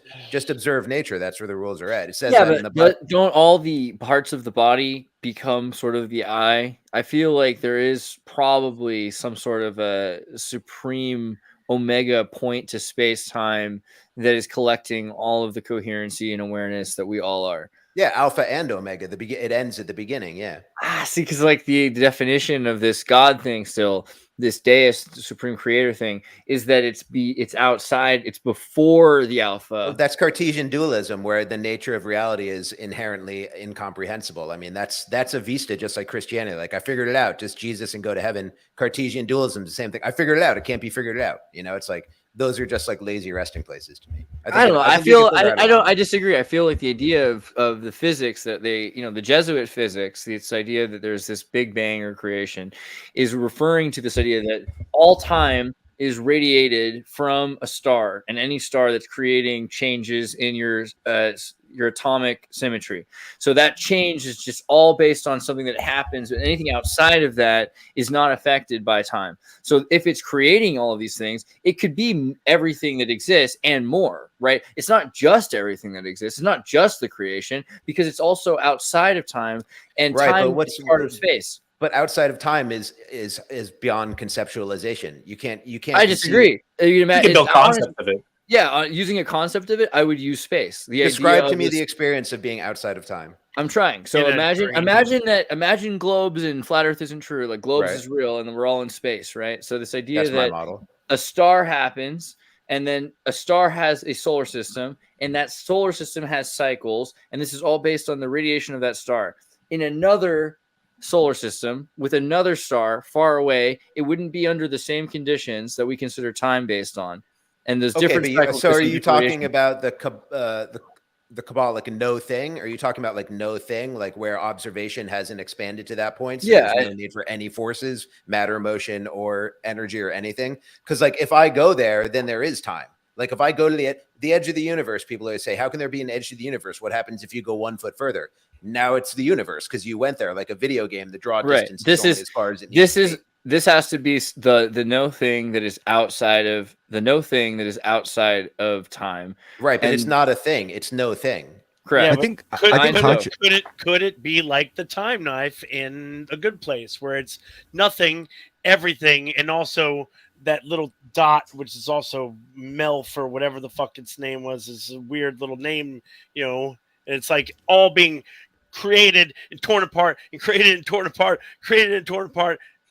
Yeah, constantly. I mean, if the simulation exists in a computer, right? Imagine that metaphor. Then the computer is running, and is everything that is that simulation is inside of the computer. It is the computer, but the computer is so much more than just that simulation. It's the capacity to run the simulation, and the simulation is inside of its matrix. But that's the first mover problem. Once again, you're like, what's before time? What's outside of space? Well, I think it could be. Sorry, go on. I was going to say, I think with consciousness, you could kind of transcend the barriers of linear time as, we typically conventionally understand it. Sure. Time to us is like what? We're at a fixed point and it's like moving under us like a conveyor belt. We can never move along. We're just always going to be in the present and whatever. Sure. But I think through consciousness, you could transcend that barrier. For example, I always say like you could communicate with your past and future selves because technically you were that person and you're going to be that person. If for probabilities to collapse requires observation and observation requires time, where there's no time, there's no observation, and so there's no thing, because no probabilities are collapsing. You just have a pool. You just have infinite probabilities and no existence. Yeah. So what if it's not about matter? But what about it? It's probably more about time compression. Like it's not like there has to be some sort of macro scale of it because it's as above so below. So like currently we have the the solar system based time, but then there's a greater The gravity force around everything the else. Ein Sof, for the infinite, there is no end, is understood as God prior to any self-manifestation in the production of a spiritual realm, probably derived from the Solomon Ibn Gabriel's endless one. Sof may be translated as unending, there is no end, infinity, first used by Azrael in 1160. So I think this idea is kind of ancient, that there has to be something that is the unmoved mover. You don't believe, is that kind of what you were contending against, Seth, is the unmoved mover? Yeah, I think it's impossible for there to be an unmoved mover. I think it's impossible for there to be a conscious God. Like the living God is creation itself, because it requires dualism to say that before time and outside of space, that you're a simulation in the computer, but outside of the simulation, you're still in the computer. If there's no time, if there's no observation, if there's no, thing, there's no existence. So it's like, it's possible to have no thing, but if you all these forces are composite to, like, if you want to call it, instead of creation, if you just want to call it experience, all these forces are composite to a creation: time, observation, and motion. So you can't conceptualize stepping outside of time. You can compress time, you can extend time, you can go backwards, forwards, you can go into other timelines and stuff like that. All that observation requires time, and existence requires observation. Otherwise, you just have probabilities that never actualize. I feel like that kind of game, implies it. Okay, Andrew, you first. Oh, well, I agree with what you're saying, but as far as like, I think observation can be separate from the crystallization of ideas. Like, you can observe your own thoughts, and you could observe various like endless possibilities of thoughts until they crystallize into action, like whether that be a creative one or not. You could have 100 save checkpoints in The Sims or GTA that you could go back to. You could go to any time and space in that game. But you can't go to no time in the game. You could. You go right before the game starts and start over the game. You can't go to before the game starts. You can go to when it starts. You can go to right before the game starts. You haven't always had the game, have you? Like, I don't have a PlayStation 5, but I can think about all the things that I would do with it once I have it, I mean, I would just say that I don't understand what it means to go. You're in the game and you go to before it starts. So your character is just in a black space. You're not just your character, man. In my mind, I am me playing the character's an avatar. So but then you're just creating stacked. This is the first mover problem. It's like infinite simulations. Then when you get to base reality, you have a problem. I am. Who am I? I am someone who's played that game, and that game has changed me. That is what God is. God is playing the game, and it's being changed. I believe it's a reflective thing that's changed, and every moment that's happening is also changing the very beginning of all time, because God can start over the thing knowing all of that. Right? That's kind of the idea. This whole thing becomes possible if it's a dream. Like, if there is dreams as a factor into this, then if we're part of God's dream, then simulations can be whatever the mind God's mind can actually conceptualize. Are any of you saying that this is? Said that. Are any of you claiming this isn't dualism, though? That God is outside of time and can step out of time and do things before time? Are you? I mean, isn't that the definition of dualism? That the actual nature of reality is something separate from matters. Space, energy, consciousness, time. Like there's something else besides that's outside of our reach. Like, he's everyone and he is also no one. I wouldn't say a pond is separate from the land. I feel like dualism is implied to be equivalence. So you have dualism. Usually we would infer yin yang. It doesn't necessarily have to be. That's not what I mean. I mean like Cartesian dualism, that like our entire system of understanding is like encompassed by something incomprehensible. Like that's the claim. Like no time, no thing is like incomprehensible by its nature. So that just implies that like we can study physics, we can study philosophy as much as we want, but we're never going to have contact. Well, it's first off, I think, like, again, we talked about this at one point before. Dr. Hamed Farhani, Hamani Ferned, what is it? Physicist, whatever. The point is, like, in terms of quantum physics, there's a lot of people trying to say that time isn't really time the way we describe it, but really just symmetry of atoms that are folding together based on probabilities. So I don't think that time is really something that we're always like, wow, it's so crazy that this thing could be outside of time. I don't think we're even really inside of time. Time is this kind of way we're describing. I mean, that's fine, but wouldn't you agree that observation requires time? No, well, again, you know what? Honestly, what I think is, I think time requires scarcity. I really think, like, aside from, I think what enforces, I mean, as human beings, what really enforces the sense of time for us isn't really the physics of time. It's the emotional relationship we have to time. And it's always scarce. It's always a sense of scarcity. We never have enough time. Well- That's really why time changes and impacts us in our lives. It's not because of like the nature of time. It's actually because of our emotional relationship with time. We don't have enough time to spend with our kids and our cats and do our love. Every moment is ending infinitely, right? When you say observation, you mean like data collection? Because, you know, like data No, is I mean, contained. as soon as you observe something, time has passed. There's a great For paradox. sure, but by I love that. As soon as you say I can't take it anymore, you already took some more. So it's like as soon as you observe something, you're in time. Something happened. Sure, but observation is the assimilation of what you're observing. You're processing. My the only claim information. is it requires time. There can't be observation that takes no time. Sure, but let's say you can upload information directly, and you can simulate observation through, say, a temporally distorted simulation. Then you can absorb it in a way that time doesn't work how we think of it. But even if that simulation is occurring within a quantum computer, it's taking super small fractions of time. It is. I think the time is fractal. So I believe that time, fractals out from the source, like into. I agree. So I don't think it's outside of time. I think that it has its own divine time, and then we have our own mortal time. Right. The idea that there's another star that's causing other orbitals that's bigger around another system that is cosmic god time. There could be, I don't know. But the idea that this whole thing is separate from the system seems kind of reasonable, because if you think about it, conditions do change, right? This is what we're taught. If you believe that you go to a different planet, it's going to have different gravity, then you're already accepting this idea that things aren't the same for you as they are for other things. And even beyond this star, wait. Right? A planet can have different gravity, but the gravity isn't different. The size of the mass of the planet is different. Gravity is gravity wherever you go. Like time is time, so time can be compressed by traveling. But time is having to do with your specific Sol Invictus star, right? So if you had a different the measurement of gravity is different, but the force of gravity is the same. So the amount of gravity you're experiencing on the moon versus Earth is very different, but the force of gravity itself isn't different. So you think? Yeah, I agree that the principles in nature are uniform. I believe that we have uniform principles in nature, but there are differences, right? Because of the way things happen. So if something is experiencing cycles of radiation, and that radiation is the cause of its degradation, then we're going to have different amounts of degradation here than there.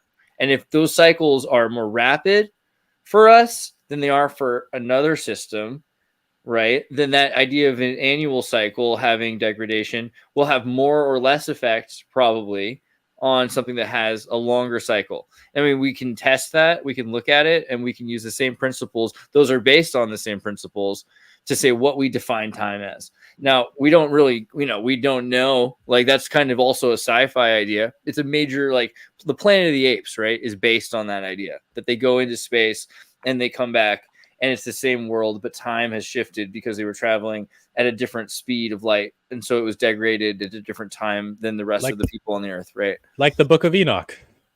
I think that's fair. I think that's fair to say, too, the idea that Enoch goes to a place and so much time happens on Earth and those little cycles of the Sol Invictus with Earth. You have to go back to, right? Versus maybe 1 year going with the Nibiru, that's like thousands of years, right? Yeah. So you'd have to. So one lifetime in that context would be like general speaking, like for us, 1,000 years. So imagine living to be like 1,000 years or so. Wait, for them, it's actually more than 1,000 years, wasn't it? Like a lifetime. So I mean, that's the thing that's interesting about like the Nibiru and the Mayan calendar thing, is the idea that there's a separate star that has a bi-elliptical orbit, and it takes like 4,000 or 5,000 years or something for that orbital. So if a 1 year was 4,000 years or something like that, that would be really, like, that would be crazy, right? That'd be a lot. I mean, I think that's a really basic concept that's in a lot of sci-fi movies and stuff like. Well, but I'm saying that's all according to the same principles. To the same. I'm arguing that the laws of physics can't be broken. So you're saying I like that idea. I like observation can't exist. It has to be within the channel of God.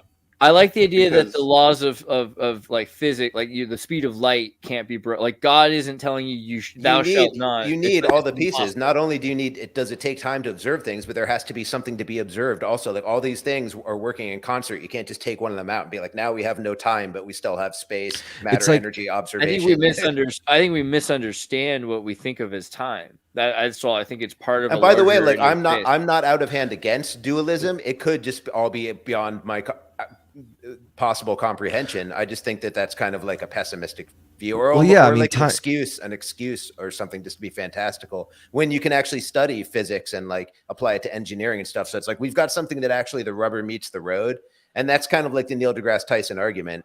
You know, is like I'm actually making the rubber meet the road. Like you can do philosophy all day long. Like what's the latest contribution to engineering? And like I have to respect that to a certain degree, because physics was born from philosophy. So philosophy shouldn't go off in a direction that leaves physics behind or contradicts physics. Like they have to, if it's useful at all to continue to have philosophy, then it's got to work in concert with physics. It can't contradict it.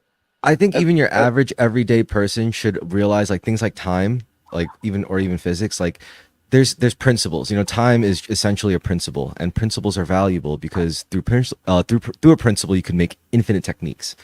And a principle is generally like limiting. It's more of a limitation than it is like a liberation. You know, it's more of like you're setting vectors or parameters for yourself, and within those parameters you could generate like all sorts of crazy techniques, which is why these things are valuable, which is why we set them for ourselves, which is probably why God wanted to fractalize into a human being, you know, wanted to set parameters, because through principle like humanity you could create infinite techniques. And my argument is just that God just does that. That's a law of nature, creation, existence, whatever you call it. God doesn't have to want to do it or have a choice to do it or not. That's just what it does. That's just that's how I perceive things currently. I'm not saying I'm right and other people are wrong. I'm just trying to make myself understood. I don't know how much like Einstein is like but like Einstein did say time is an illusion. That was like one of his major points that he wanted to prove before It's a persistent one though. It's a persistent illusion, but it's something that's broken not just by twin paradox. We're looking at like time and thermodynamics and time dilation in terms of quantum mechanics, right? The way things behave at really small, high charge levels is not. It's not relevant whether it's the past or the future. The idea that something is emergent at a state, how long it stays at that state. It seems more that time is based on the idea of emergent symmetry. And so when something comes into a form, then we think of it as the probability of. Right. But here's the question is, do probabilities actually exist, or are they outside of the realm of physics where there is no time and nothing and no observation? Or are they real things, probabilities? Or are they literally just probability means something that may or may not happen. It doesn't exist until it does happen. It's an abstraction. Is there actually a realm of no thing filled with probabilities that can be examined by another kind of physics? Like that's kind of what everyone's claiming. What do you think, Kurt? You guys really have a really interesting conversation going. But no, I feel weird because I don't know if I can contribute in a meaningful way. It's not that I'm actively listening to your conversation. It's just like, time.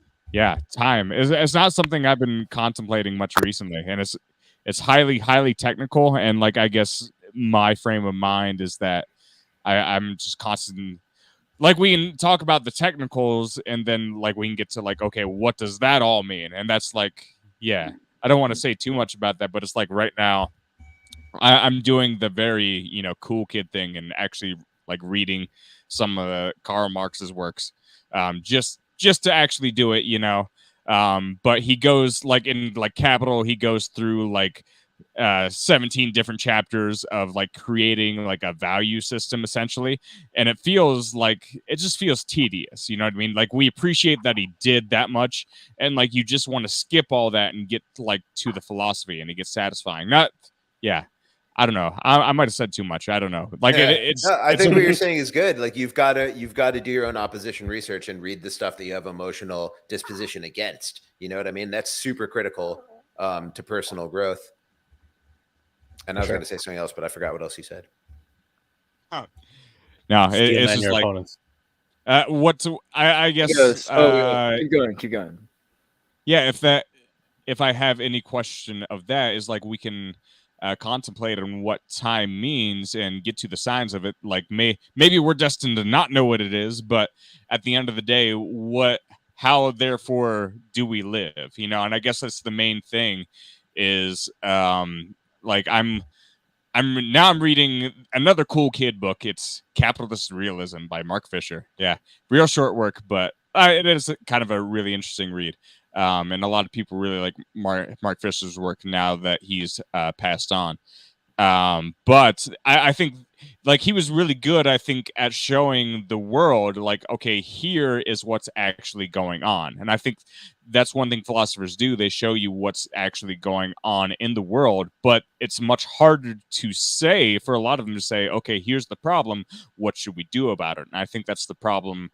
Well, like a theoretical problem with Mark Fisher's work. It's great, but it's like, okay, here's all the problems that we have. What do we actually do about it? Is there something to do about it? And I think that's one reason why people don't write that much about it is because it's hard. It's hard to say, okay, this is what we should do about it, because I don't know. We're all I totally agree with you. I think the reason we haven't had any new schools of philosophy since like Kierkegaard is except for postmodernism is that it kind of branched off from physics, and like we need a reunification of philosophy and physics, because physics will continue to work without philosophy, but philosophy won't continue to work without physics. So people who are really into philosophy are really putting themselves at risks of being useless thinkers, basically. Time is like a Lego's instruction set. So time is stages of symmetry that are arranged, and like you said, there are probabilities. For instance, radiation will shake things up. Things are more likely to happen in daylight because of that, and there's also potential energy versus kinetic energy, and arrangements emerge, and we call those arrangements times, because there are stages of arrangement. When something emerges, there's the before and after of the emergence. And so we think of that as time, but really, isn't it just states of emergent symmetry?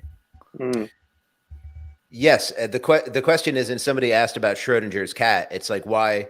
And this is a question for philosophers, because there's no implication in the mathematical equation that spawned that thought experiment. Why is the cat simultaneously dead and alive as opposed to neither? You know, I would argue it seems more congruent with what's provable through physics, that the cat is neither dead or alive and not existing there's also emotional input state. Like you give a fuck about the cat emotionally, you know, that's observation. But can you observe a probability, or does your observation have to crystallize it before it can be observed? Because that's philosophy kind of doing something that's away from physics. Like, now I've created a cat that's simultaneously dead and alive, but is it actually? No. Are Lego's manuals Nostradamus-like prophecies of the future? That's amazing. I don't know. That's a quote. It's kind of hard to think of that. It's a blueprint. When did the ripples in the pond appear? Was it before the stone was thrown? Who knows? Who threw the stone and who's observing? I would recommend everyone listen to. I keep bringing up Neil deGrasse Tyson because I was so poisoned against people of his ilk.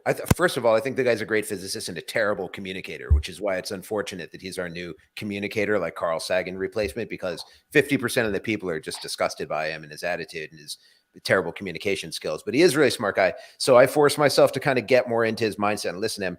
I would recommend I don't know if you guys ever heard of the Theory of Everything channel, but there's a great debate with Kurt Jaimungal and Neil deGrasse Tyson. And I think Neil deGrasse Tyson kind of won that debate in a way, but he's wrong about a lot of other stuff too. I'm not saying he's like the new guy to look to, but it's a debate about the utility of physics versus philosophy. And it really just opened me up to like a new way of thinking, kind of changed my mind on a lot of my own thinking, like to be less fantastical, because I don't want to become like a useless thinker. You know what I mean? I want to be in congruence with physics, because, you know, it's not esoteric. It's concrete. It's tradition.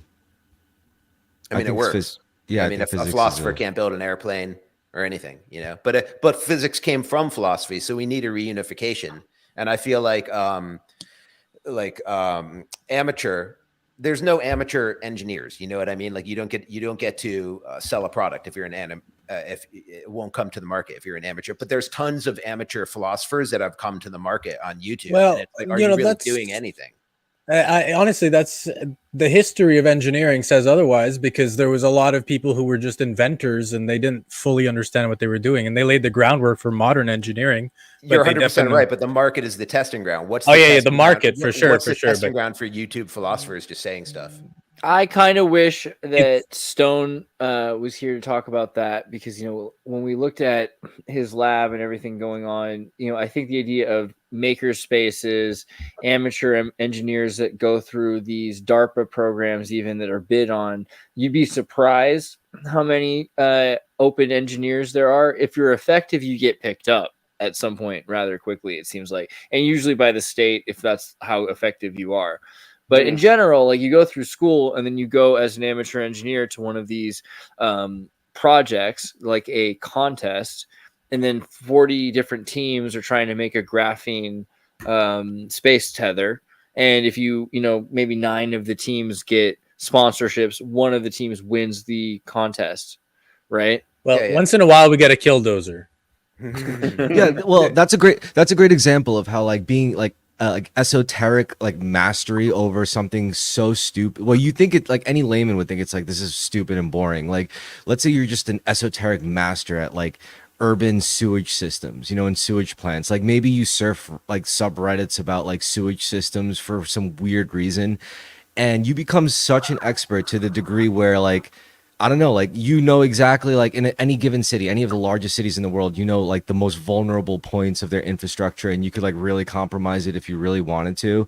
And I think that's an example of, like, where esoteric mastery can actually give you, like, some kind of, like, power over, you know, like, society and possibly the world at large if you're good enough at it. Like, even something like, you know, like infrastructure. I mean, agree if with you that. My Yeah, only yeah. beef is that when people make maybe I'm using the wrong word, but when people make dualistic claims that there's a field outside of comprehension, outside of our comprehension, that's something that's a non-falsifiable claim. So there will never be a contest to see who has the best one or to try one against the next, because everyone's. Yeah. But maybe eventually we'll be able to communicate with animals and nature itself. And so who knows, maybe we'll have another perspective at that point where we can actually bounce off our own consciousness, because we're very, very human centric. And the entire idea that consciousness is the very nature of reality, well, that's very human centric as well. And so I do hope we manage to have that contact, and we can ask the cat in the box at some point, you know. So Maybe. I have a question. You know, putting that behind us, that dualistic nature behind us from the prior agent sins, can we have a dualistic nature with AI? It depends can you define dualism in that context? Being able to improve myself using AI. Oh, totally. I don't think that's dualism, though. That's what I think I get at Seth's point. Symbiosis. Symbiosis is a bit different because it ends up as becoming sort of a siphonosphoric singularity. There's a community, but it becomes eventually that's a singularity. Technosis. I don't know. I mean, a cyborg is somebody who takes vitamins. So you're really not. At a certain point, you have to stop pretending that it's us and them, as so much that it's we. It's more Sure, but I think the idea is machine versus, like, machine and technology don't mean the same thing. So usually people conflate the two, and so you can have a technology that is Right, a human being is a machine. Their biology is a machine. Oh yeah, for sure. I'm just saying at some point, like, I think it's the synthesis of these systems with us that makes that we had that term, of course, there. But, you know, the notion that you can use AI to make yourself better, sure, you can go and talk to AI right now and get a therapy session if you want, and you can discuss philosophy. You can help it. You can use it to help it build ideas. You can ask it how it would have communicated how you whatever you communicated to it. If you say something to it, ask it, like, how would you have said that, or what would you have said instead? And you'll be surprised how much AI Faith is dying to say something, man.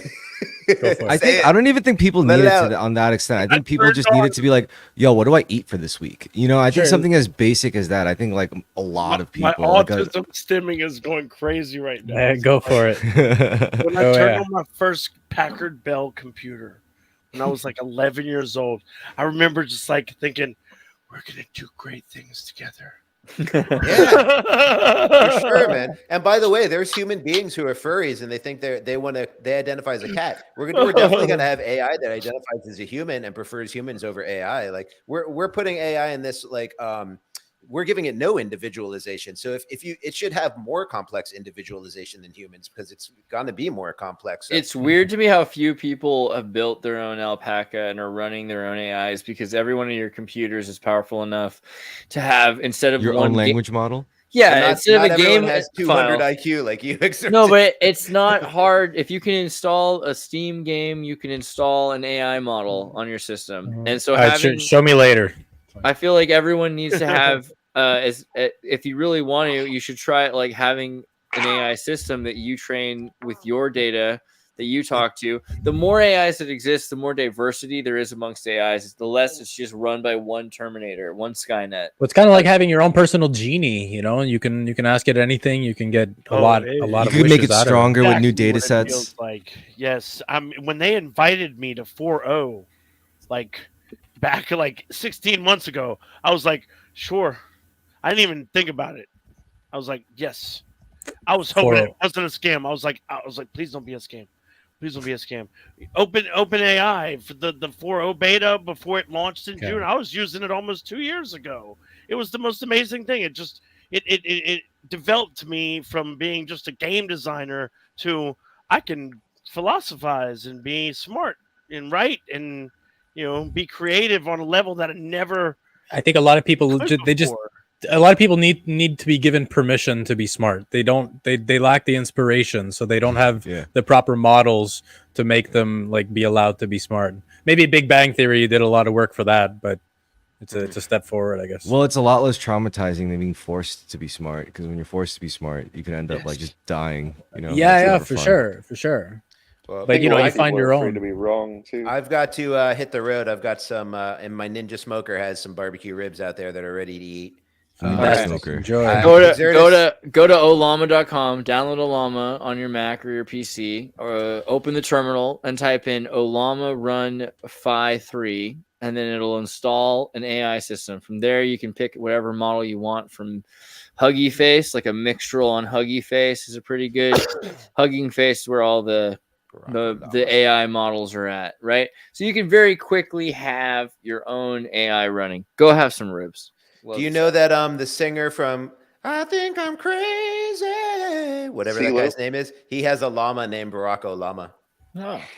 Yeah, just to let you know. I appreciate all you guys so much. I feel like I talk too much. I'm like all manic. No, it was good. That was best. I was much love. Great to see all you guys.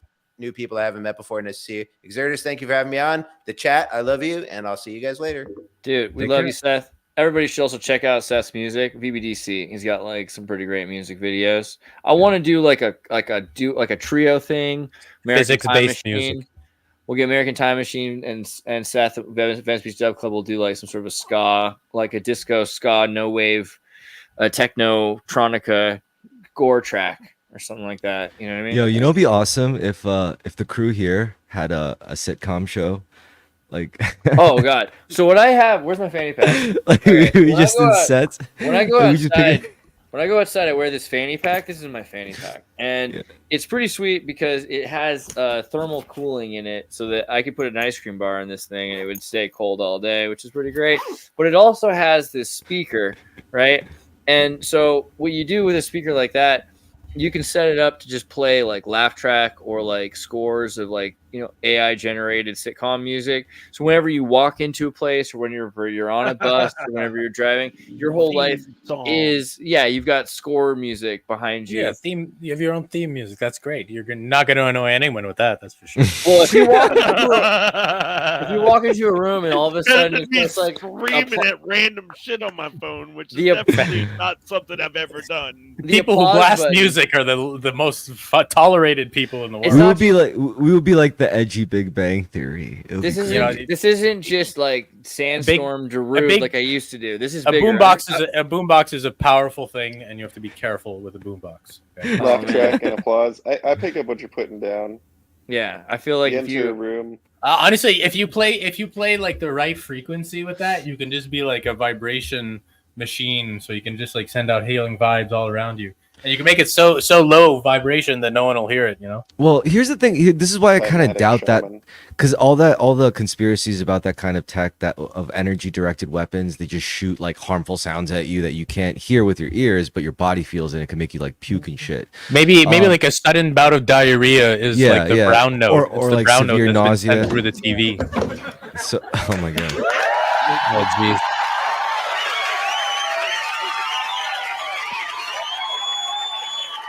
There's nothing like it. There's nothing like it. It just feels good, you know. Like if you hear Your that when you brain, walk into a my room, brain just went. when you hear that as you walk into the room, you're like, You got a lot of chemical rewards. yeah, I feel like it's worth it. Everyone should have All that. right, I've got to Yeah, make a yeah. really. Oh, is someone leaving? I was going to make a very embarrassing confession about Just the kind say of it. person that I used to be. You know, I'd be cruising on the tube sites, doing what a young man who's lost does, but I'd be playing Colbert Report in the background, the audio, because I had roommates and stuff. So That's what saved you. It sounded like I was watching the Colbert Report, which has lots of audience applause and cheering. That's why he's a father today. Okay, but back to the consciousness thing. This kid's eyes have barely been opened, not even a full, 5 hours, and that's a generous guesstimation. And she's been her own individual human being for nearly a week. That means that she's spending 90-something% of her time dreaming about what exactly? What has this little brain observed? I'm gonna say God. I'll tell you Agreed. what, she spent most That's of her what I was life hinting on a at. podcast so far. She's the first child star. Yo, you've been podcasting since you were a Blessed. baby. You got a Blessed by podcast, baby. Podcast, baby. I personally just believe that your exactly. baby is grateful that it is not in that cramped space anymore. I can only imagine Oh yeah. how much of a nightmare that was. It's probably a comfort zone at the very least. That There's baby no other doesn't- experience. I'm sure Have it you- wasn't the beginning. That baby doesn't understand how cramped the Truman Show really is. yet. It has no reference point. It's all that it knows, unless it If she knows. moves around too much, it like disturbs her. So like babies love to be swaddled and just like wrapped up super tight like a burrito because it reminds them Like, of the Don't comfort shake the place. baby. they came out and they're like, "Oh my god, it's too big out here." Yeah, You shake seriously. They it make very, you watch a very movie. softly. They make No, I you mean watch like a movie rock in it, the hospital. rock the baby. Yeah, rock yeah, the baby. gently rock. the That's a baby, yeah. form of shaking. It's just very, very gentle. Well, the only Very, yeah, very, that's very time, gentle. right? There's the difference between Yeah, something yeah, it's all being about tempo. violent and comforting. Exactly. How fast you go. I mentioned having that dream where it's like I feel like the universe is collapsing. I had a psychiatrist tell me, "Oh yeah, that you're just having baby dreams. You remember being in the womb. That sucks." Yo, I have a request, by the way, from Andrew. Andrew, can you explain to us, like fully, in front of everyone, the world? Can you just please tell us how, like, our current paradigm of civilization and human existence is like just reflected by Monsters Inc. Oh my god. Go for it. Well, there's levels to it. You can take it at face value, but I prefer the spiritual interpretation, where these large, powerful forces have generated an economy around pain and suffering, essentially. And that is Monsters Inc. Their energy and their whole currency and economy is generated from like capturing the screams of children. And around 2016, 2017, there was a little bit more of a material aspect to my interpretation of this, involving certain gates and types of food, but that's a different story. Right now, I'm deep in the spiritual one. So yeah, the big scary crab guy, he's in charge of this company. He has all these monsters. They're capturing the screams. We all know the story, but we learn after Sully realizes that children are not dangerous, and this ties into trolls as well. But it's Oh my similar but god, different. you didn't say that's crazy. Not to mention the Solly Scully X-Files like kind of limerick, and I wish you would go back to hating on Nightshades, bro. You cannot trust scopolamine. Anyway, continue. The economy of long story short, the economy of joy is much more powerful you know, they find out that Dreams are more laughter- abundant than nightmares. Yeah, exactly. It's the and they just didn't know that power existed. They thought that they had to tie it into trolls. The Bergens thought they had to eat the trolls to be happy. It was the only way to feel happy. But no, just the power of music and friendship and love. They forgot what it is.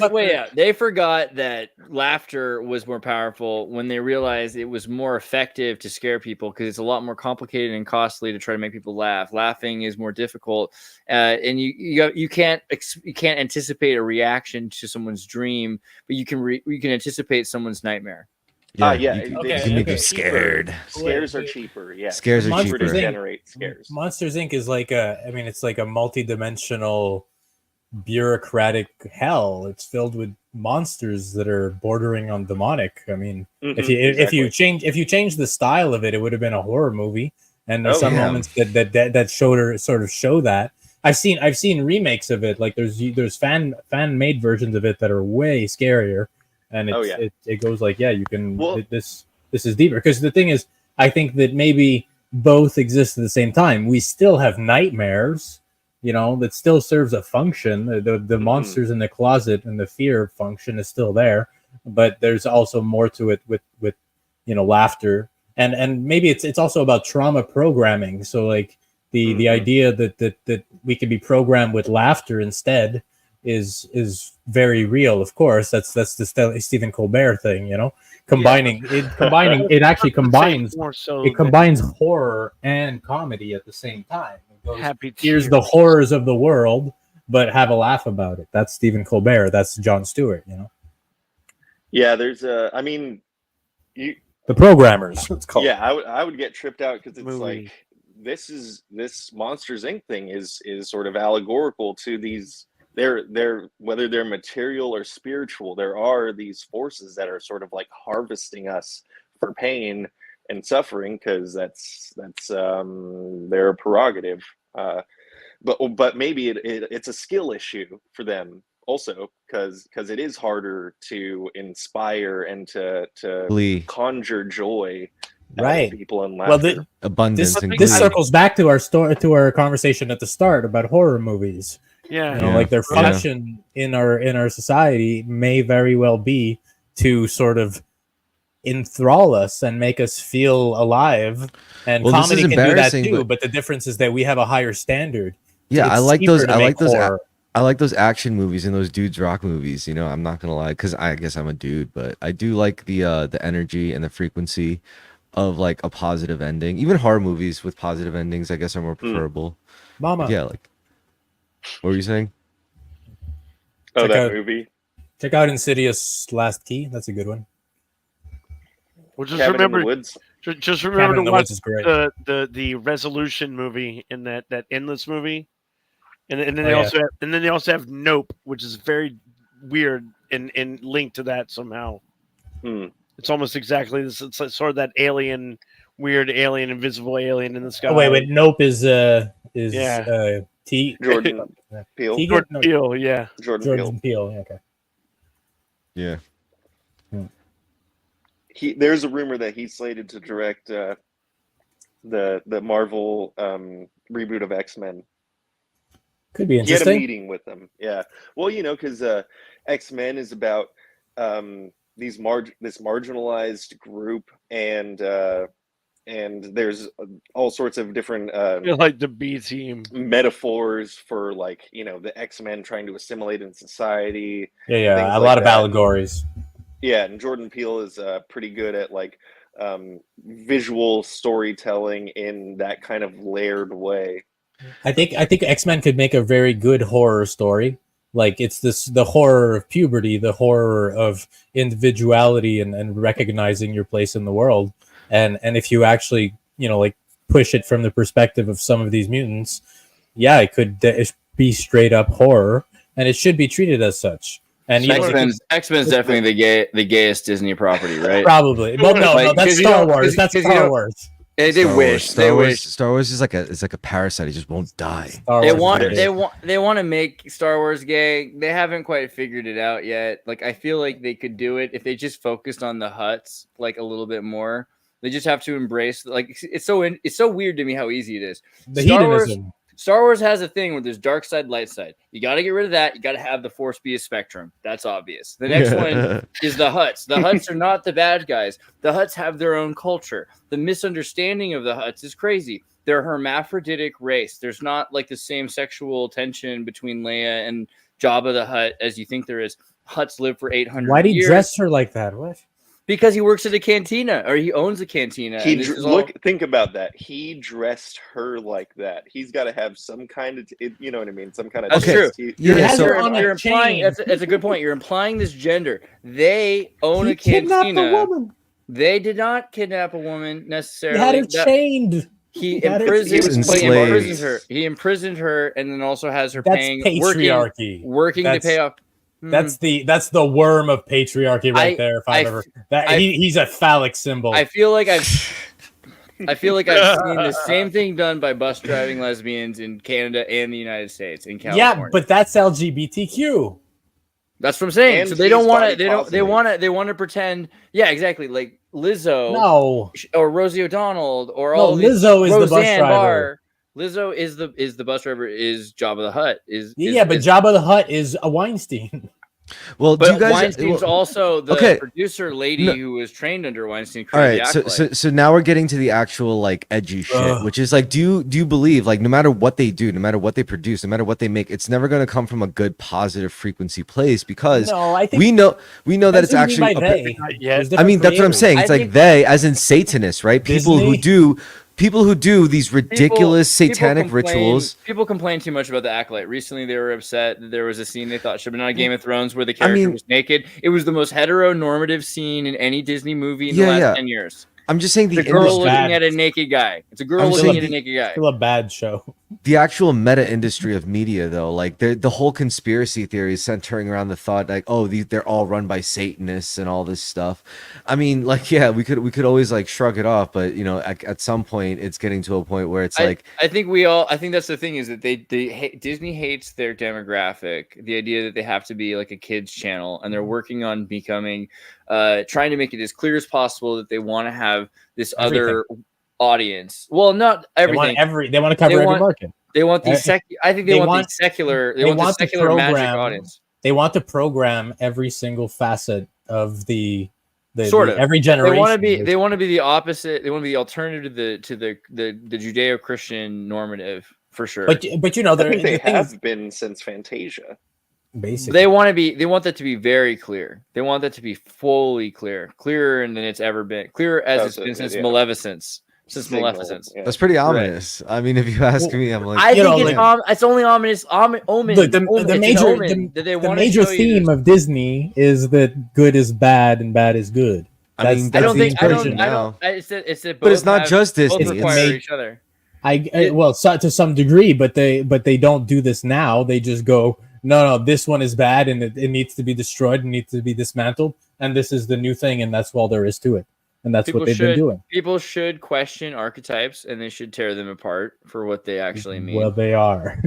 Yeah, that's the thing. It's weird in defense of Disney because a lot of what Disney is doing is necessary. Like Mary Sue or a horror character, you know?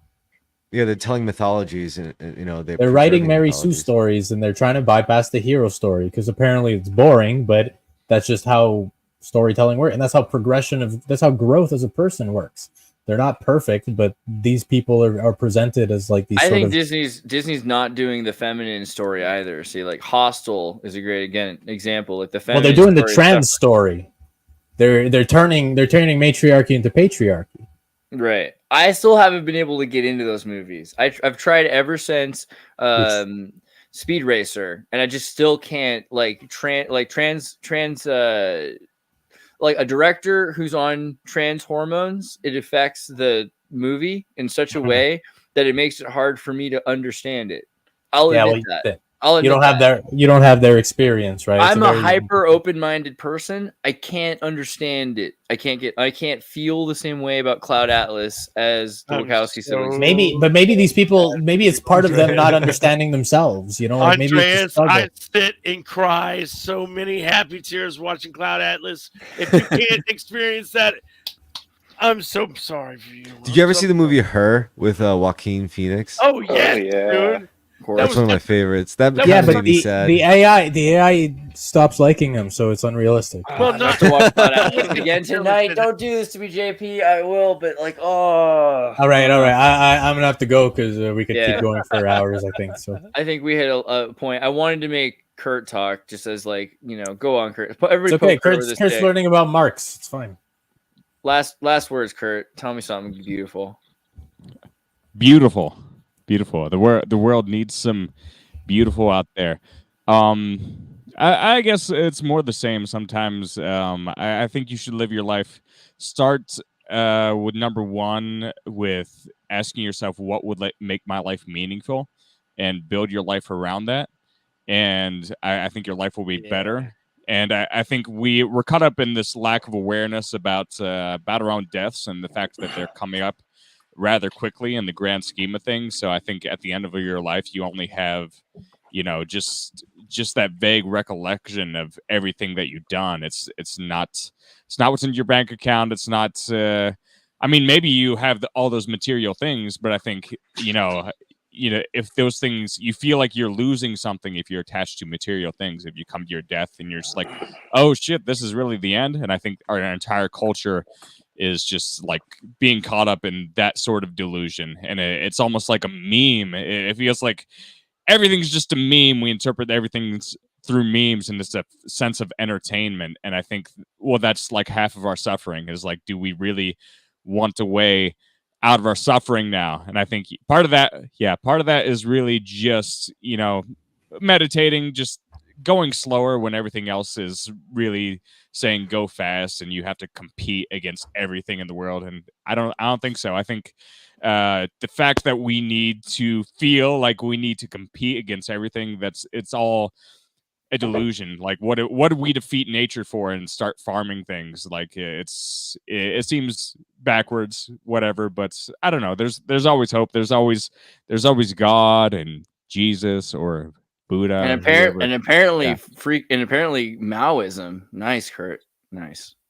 There's what we need.